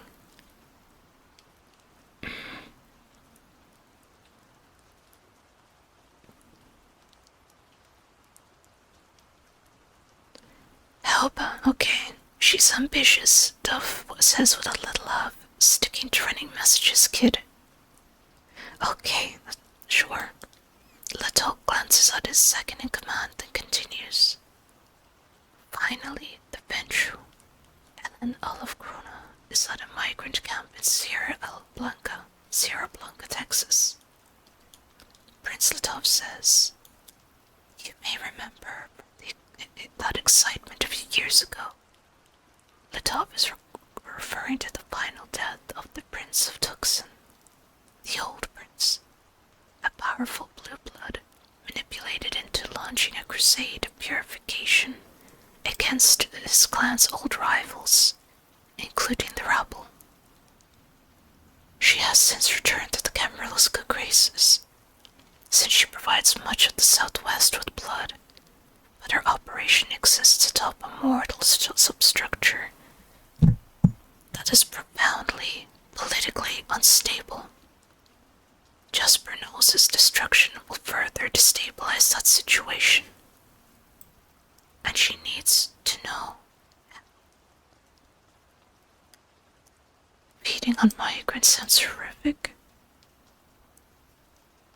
So she's going to create a camp of blood. It does sound like easy living, but at the same time, I don't like it. I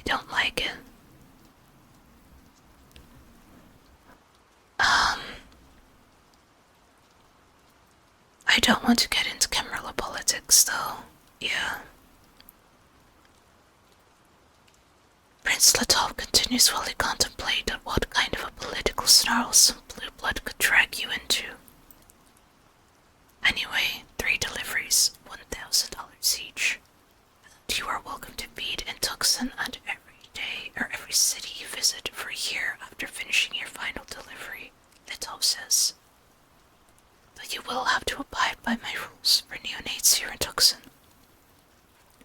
My man Alexander will explain once we're finished here. I also give you permission to own property and to create no more than one ghoul, though you may not embrace new kindred. And take this for emergencies, and only for emergencies. He hands you a prepaid flip phone and a baggie full of SIM cards. Now if you'll excuse me, I must compose the letters you are to deliver. The prince moves to writing desk under a ramada, leaving a pile of electronic devices and written correspondences, and gets to work composing his messages. You sit down nearby to disable the phone's GPS and get rid of anything that could be used to track you, leaving the device even more stripped down than it began. You glance around at the rooftop Elysium and your first thought is, no food. Your hunger is starting to distract you. Later tonight, you'll need to hunt. We could try to persuade the prince for more money, but I don't think it's going to work. We could also lie, flatter, and misrepresent ourselves while acting grandiose in order to make allies. The whole situation with Jasper knows, and the White worries us, alternatively. What I want is information. I investigate the correspondence on the table, hoping that a quick glance gives me something useful. Or I'm too hungry to risk socializing, and I'm not taking any risks tonight. I hang around and keep my mouth shut until I can leave. I guess I could do number 2, but the only thing is, if we get found out in our lie, then that could be disastrous for us later on in the story. I'm thinking of a lot of things, right? I don't know if they will happen, but it does certainly seem like it could. I'm going to ask for more information, I think. Yeah.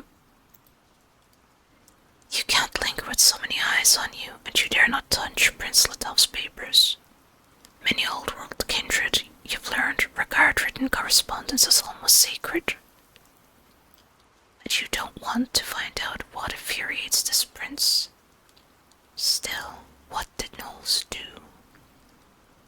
Torture the scab until he went mad.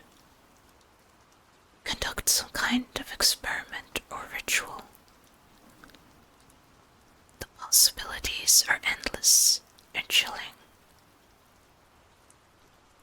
As you circle the zinc-top table beside Prince Lato's vacated wicker chair, you let your fingers rifle the top few sheets, and something catches your eye. Hard copies of emails Jasper Knowles sent to various local companies. The threat of the Second Inquisition means the kindred do not send emails about their night work, but they are still allowed identities as flesh and blood citizens, as Jasper Knowles said on the video. And citizens need email. In his living guise, Knowles inherited his grandfather's construction business. In other words, you bet he pretended to die and came back as his own grandson. Skimming the list of names, you see major corporate suppliers, a few federal contracts. 2100X, the tech company Julian Slim founded in Denver. You didn't even know 2100X was still around. You checked for a web presence and found nothing. But here's an email. A timestamp last month and a brief mundane seeming message. No word from Prestor. It's mostly for renovation of temporary holding facilities along the border. Hey, Dove says. Hey, Ben, could you do me a favor and get the fuck away from her shit? You make a hasty retreat with the information you've gained. The kindred here keep disappearing downstairs, but you're sure you're not allowed to bathe in the Elysium? Your palms itch, you cannot stay here. You need to see the city, what the city has to offer. As if sensing your mood, Alexander returns, his approach heralded by his reeking breath. You are hungry, yes. The prince is curious about you, so you may feed freely tonight. After that, return to me. One thing only, do not feed on the sleeping. The descendants of the old prince must feed that way, and they do not like competition. You lean over the edge of the railing looking down on Tucson. For years you've taken blood wherever you could, usually as payment for a job. But most vampires your age hunt, and most of them specialize. Before you became a courier, you too had a speciality. You think back to those years with Despine, before you drove that night roads to perpetuate your existence. You try to remember the skills you developed to feed. I'm not going to choose on beggars and vagrants, I think, because we're a toreador. We don't do that. I thought. Or can we? I actually cannot remember. It's been so long since I've looked at anything related to toreador because I honestly don't really like them. I'm not big into toreadors. But yeah. During sex, what can I say? It's a classic and it taught me to lie at the charm. I hit the clubs, though getting in is always expensive. Well, I don't want to pay for blood. So, and we're not gonna just say blood bags. I'm not gonna say the sleeping. From people on the scene, I think might be a good one. It's time to check out Tucson's counterculture. That might be a masquerade risk, but I'm a traditionalist and I've learned how to blend in. Oh, why? I didn't want to be a traditionalist. I did want to actually have some way of just existing without the traditions, but okay, we're a traditionalist now, sure. Before your embrace, the kindred hid in and maintained a complex overlapping counterculture of musicians, artists, political philosophers, and cultural hangers-on. This was a deliberate artifice, a counterculture of convenience, used by the undead to hide their activities. Various occult, spiritual, romantic, and bohemian movements fulfilled similar functions in previous decades. But the world is more diffuse now, without much of a mainstream culture for a counterculture to react to. By the time you had joined the ranks of the undead, that old counterculture's vitality had bled out into the indie rock, steampunk fashion, and a dozen other places. But the goth isn't dead, not where the kindred walk. You return to where you got your overall, even half disabled to prevent tracking. Your cheap flip phone turns up a dozen hits for goth club around Tucson. You walk to the nearest one. Peter Murphy's strange kind of love hits you like a wall of hammers as you enter. The music hasn't changed, but you think the bass technology has gotten better. It feels like your eyeballs are jiggling. It's about... One kid is trying to shout to another over the music. Right here, right next to your ear. It's about Gorilla Grodd's romance with Monsieur Malin. I said it's about Gorilla.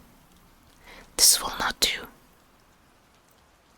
You cross the dance floor and find a quiet corner against a poster-encrusted wall where you can sit, order a drink you won't touch, and contemplate your next move.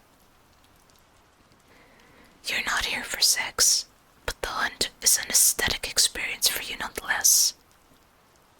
Tonight, it'll be... You know what, sure. I could just choose whoever catches my eye, that's the easy one. You know what? Let's go for women. She's either a girl or just very pretty. Either way, she smiles at you and walks your way, her white hair streaming behind her.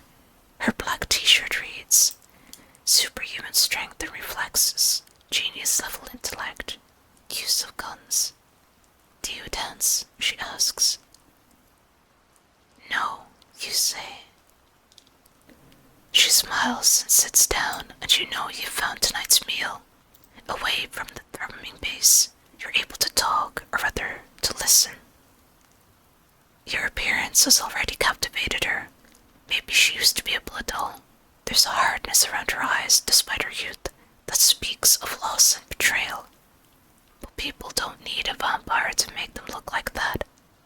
Maybe she just wants to do something stupid, or to get hurt.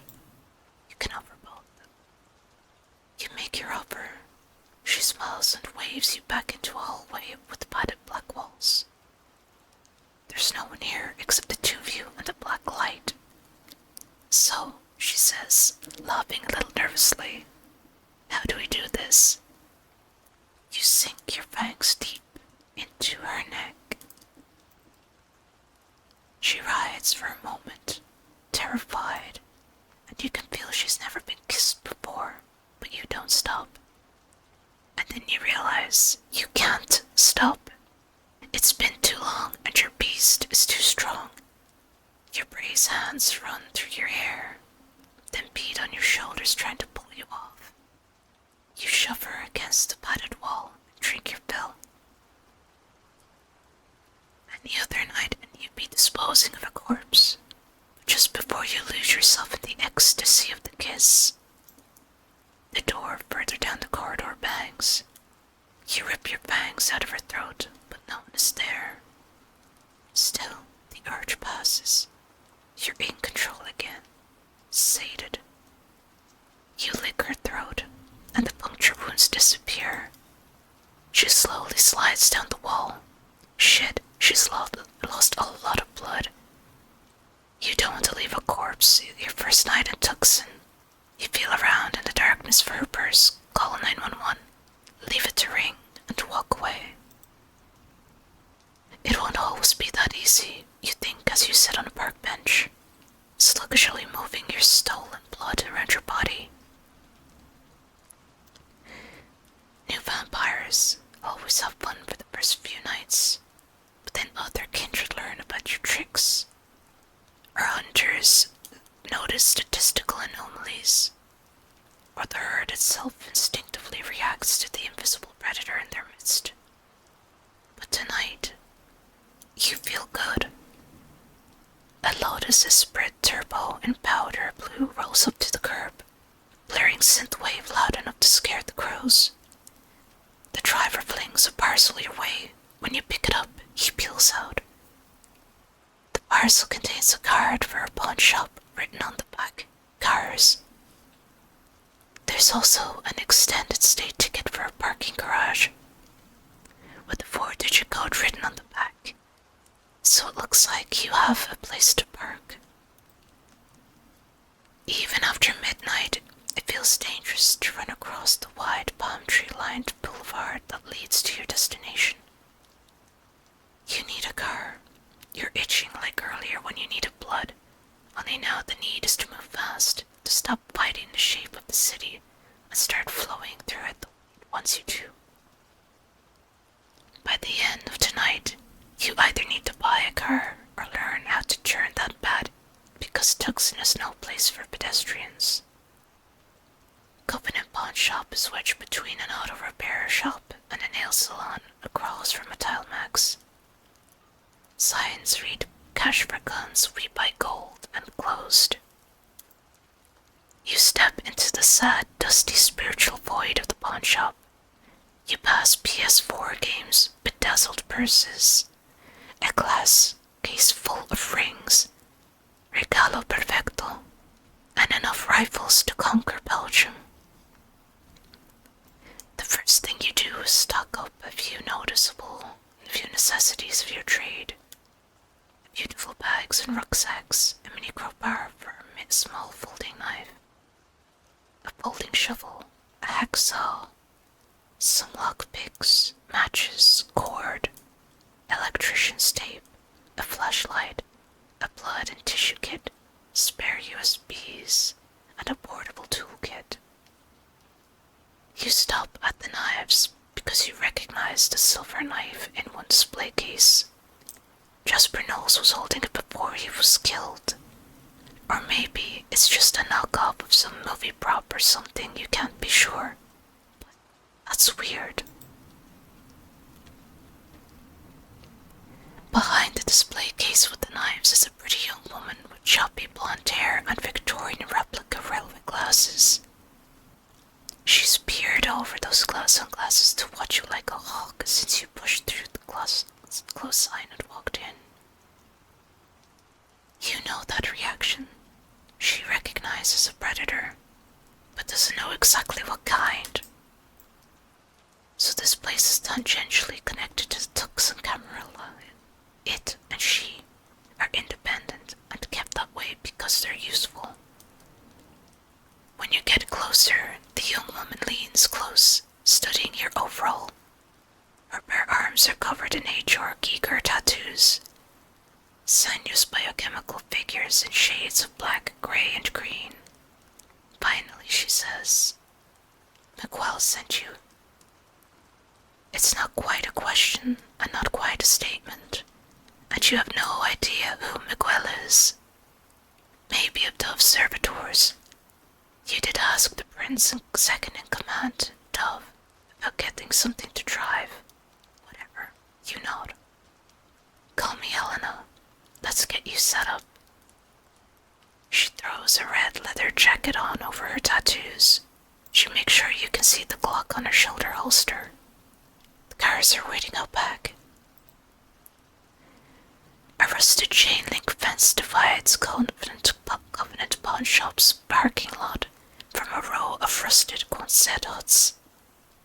The huts and the slightly taller buildings on either side serve to hide a full parking lot of parked cars that probably shouldn't be here. Miguel said you need wheels, Elena said. She steps into the shadows and starts messing around on her phone, but she keeps her eyes on you above the railway glasses. These cars are shit. Miguel either hates your guts or doesn't care if the mission for Prince Latov succeeds or fails. You instantly dismiss the vans, economy cars, and anything covered in rust. Or that would require cash to repair them by. More cash to repair them by. That leaves you with 4 mediocre specimens. A Mitsubishi 3000 GT with too many aftermarket mods. A little Honda S2000 with electrical problems. An ancient but still rolling BM3W series. And an ugly but functional Nissan Frontier. Tonight only, Elena says. Anything with 4 wheels is 20% off. Miguel must like you or hate me. The stuff inside is full price. She props the back door open. Wealth $903. I could check out the guns and check out the firearms first. Or we could check out the cars. Oh, also, we do actually need a computer, potentially, just to find something online. Or we need a sword. I would assume you probably need a gun more than a sword. Especially if somebody else has a gun, which is more likely than having a sword. What about Elena? I'm gonna ask her about the knife. I'm also curious about better prices because I'm broke. So that is what are they called? A Klingon knife? A Tashkif? No. Elena says her pronunciation is flawless, unlike mine. And you can't afford it. It's solid silver for killing werewolves, I guess. Her tone says she doesn't believe in werewolves. Christ, aren't there werewolves in Tucson? Maybe you should buy it. And I'm not selling it anyway, because I think the guy who sold it might actually come back, she says. She unlocks the case and hands you the crooked silver blade.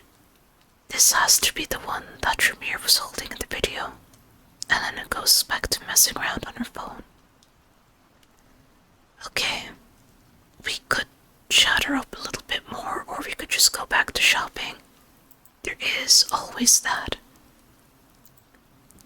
I need an ally in the city, and Elena might be down on... Well, I might be down. I tell Elena I might be down on my luck now, but I plan to move. That's not gonna work. That is not gonna work, even as a toreador. What if we flirt with her? God, we could actually flirt with her, but I don't know.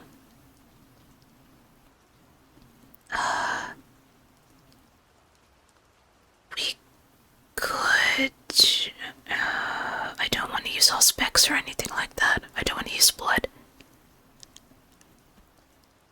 What if... I mean, we could choose cheaper options potentially, but I don't think that's gonna work too well. I don't know if I want to use my phone for research. I'm just saying, I really don't know. Sorry, hold on. Very cool. For whatever reason, my headphone cable just came around, wrapped around my wrist a little bit. I do need an ally though, but the only thing is, that's not gonna work, so what else do we do? I guess we could flirt, but I don't know if I... Fine, let's flirt. Tell me about the tattoos, you say. Elena hesitates for a moment, then shrugs out of her red leather jacket, revealing the biochemical sleeve tattoos. When my grandmother's first boyfriend died, she turned to opium and art. I couldn't figure out where to get opium, so when my brother died, I read a lot of art books. You place a finger on a bicep, where Giger's birth machine slowly tessellates into a blur of abstract mechanical shapes, ringed by tendrils, or tentacles rather. She flinches and leans back into your touch as you trace the design down behind the yoke of her tank top. Who's she? You ask, revealing the face stretched across Elena's back. Thank you for the follows. Thank you for the follow. You hesitate with your hand on your shoulder, and she slides her leather jacket back up and pops the collar.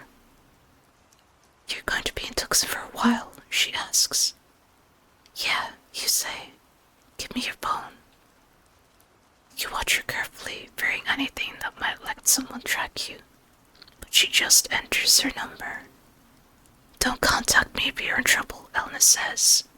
Her eyes are hidden by her railway shades, but she's smiling, as if she's already imagining your next encounter.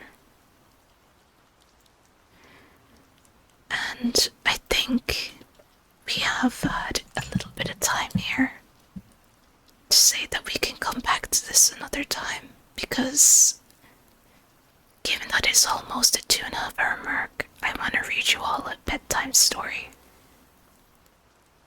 Don't worry, it'll be fun.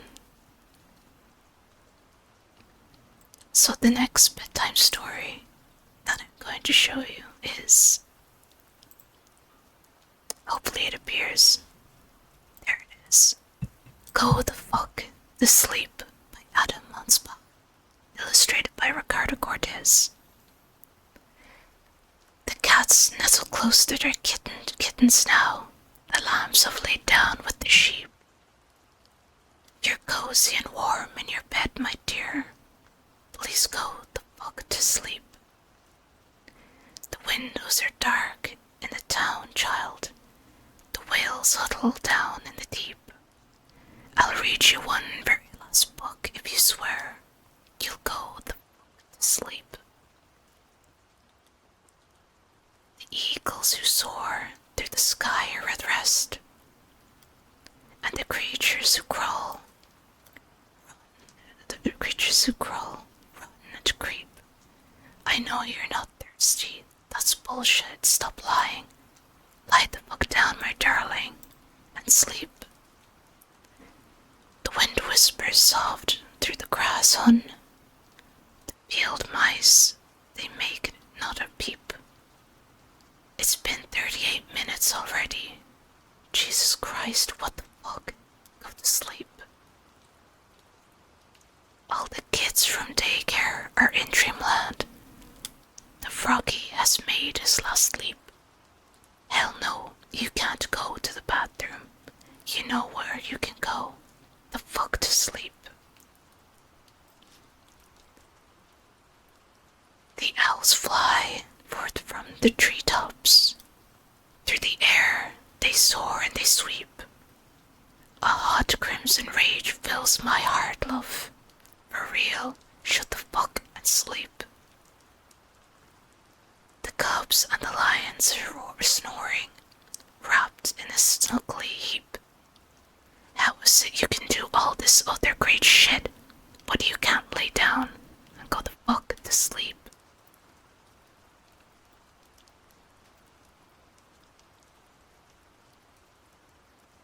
The seeds slumber beneath the earth now, and the crops that the farmers will reap. No more questions, the interview's over. I've got 2 words for you, kid. Fucking sleep. The tiger reclines in the simmering jungle. The sparrow has silenced her cheep. Fuck your stuffed bear, I'm not getting you shit. Close your eyes, cut the crap. Sleep. The flowers doze low in the meadow, and high on the mountain, so sleep. My life is a failure. I'm a shitty ass parent. Stop fucking with me, please, and sleep. The giant pangolins, the giant pangolin of Madagascar are snoring as I lie here and openly weep. Sure, fine, whatever. I'll bring you some milk. Who the fuck cares? You're not gonna sleep. This room is all I can remember. The furniture, crappy and cheap. You win, you escape, you run down the aisle, as I nod the fuck off and sleep. Blurry and dazed I awake, to find your eyes shut, so I keep my fingers crossed tight as I tiptoe away and pray that you're fucking asleep. We're finally watching a movie. Popcorn's in the microwave beep. Oh shit, god damn it. You gotta be kidding. Come on, go the fuck back to sleep. I hope that you enjoyed that story. The end. I'm going to thank you all for being here today. And one little last look at the game, I suppose, or the visual novel, I should say. Actually, it's a visual novel, sure, that we were reading from. Vampire the Masquerade Night Road. I might return to this at some other point in time, but for now, I will bid you adieu. I hope you have a good time, and I hope that I don't have to do ASMR again, because I don't think I'm good at this. Thank you very much for being here, though. Thank you for the follows. Once again, please also check out the charity that I am trying to raise funds for, and I hope to see you next time. Be safe wherever you may be in the world. I hope that you're well, and if not, then I hope that the vibes get better soon. Take care of yourselves, and until next time, bye.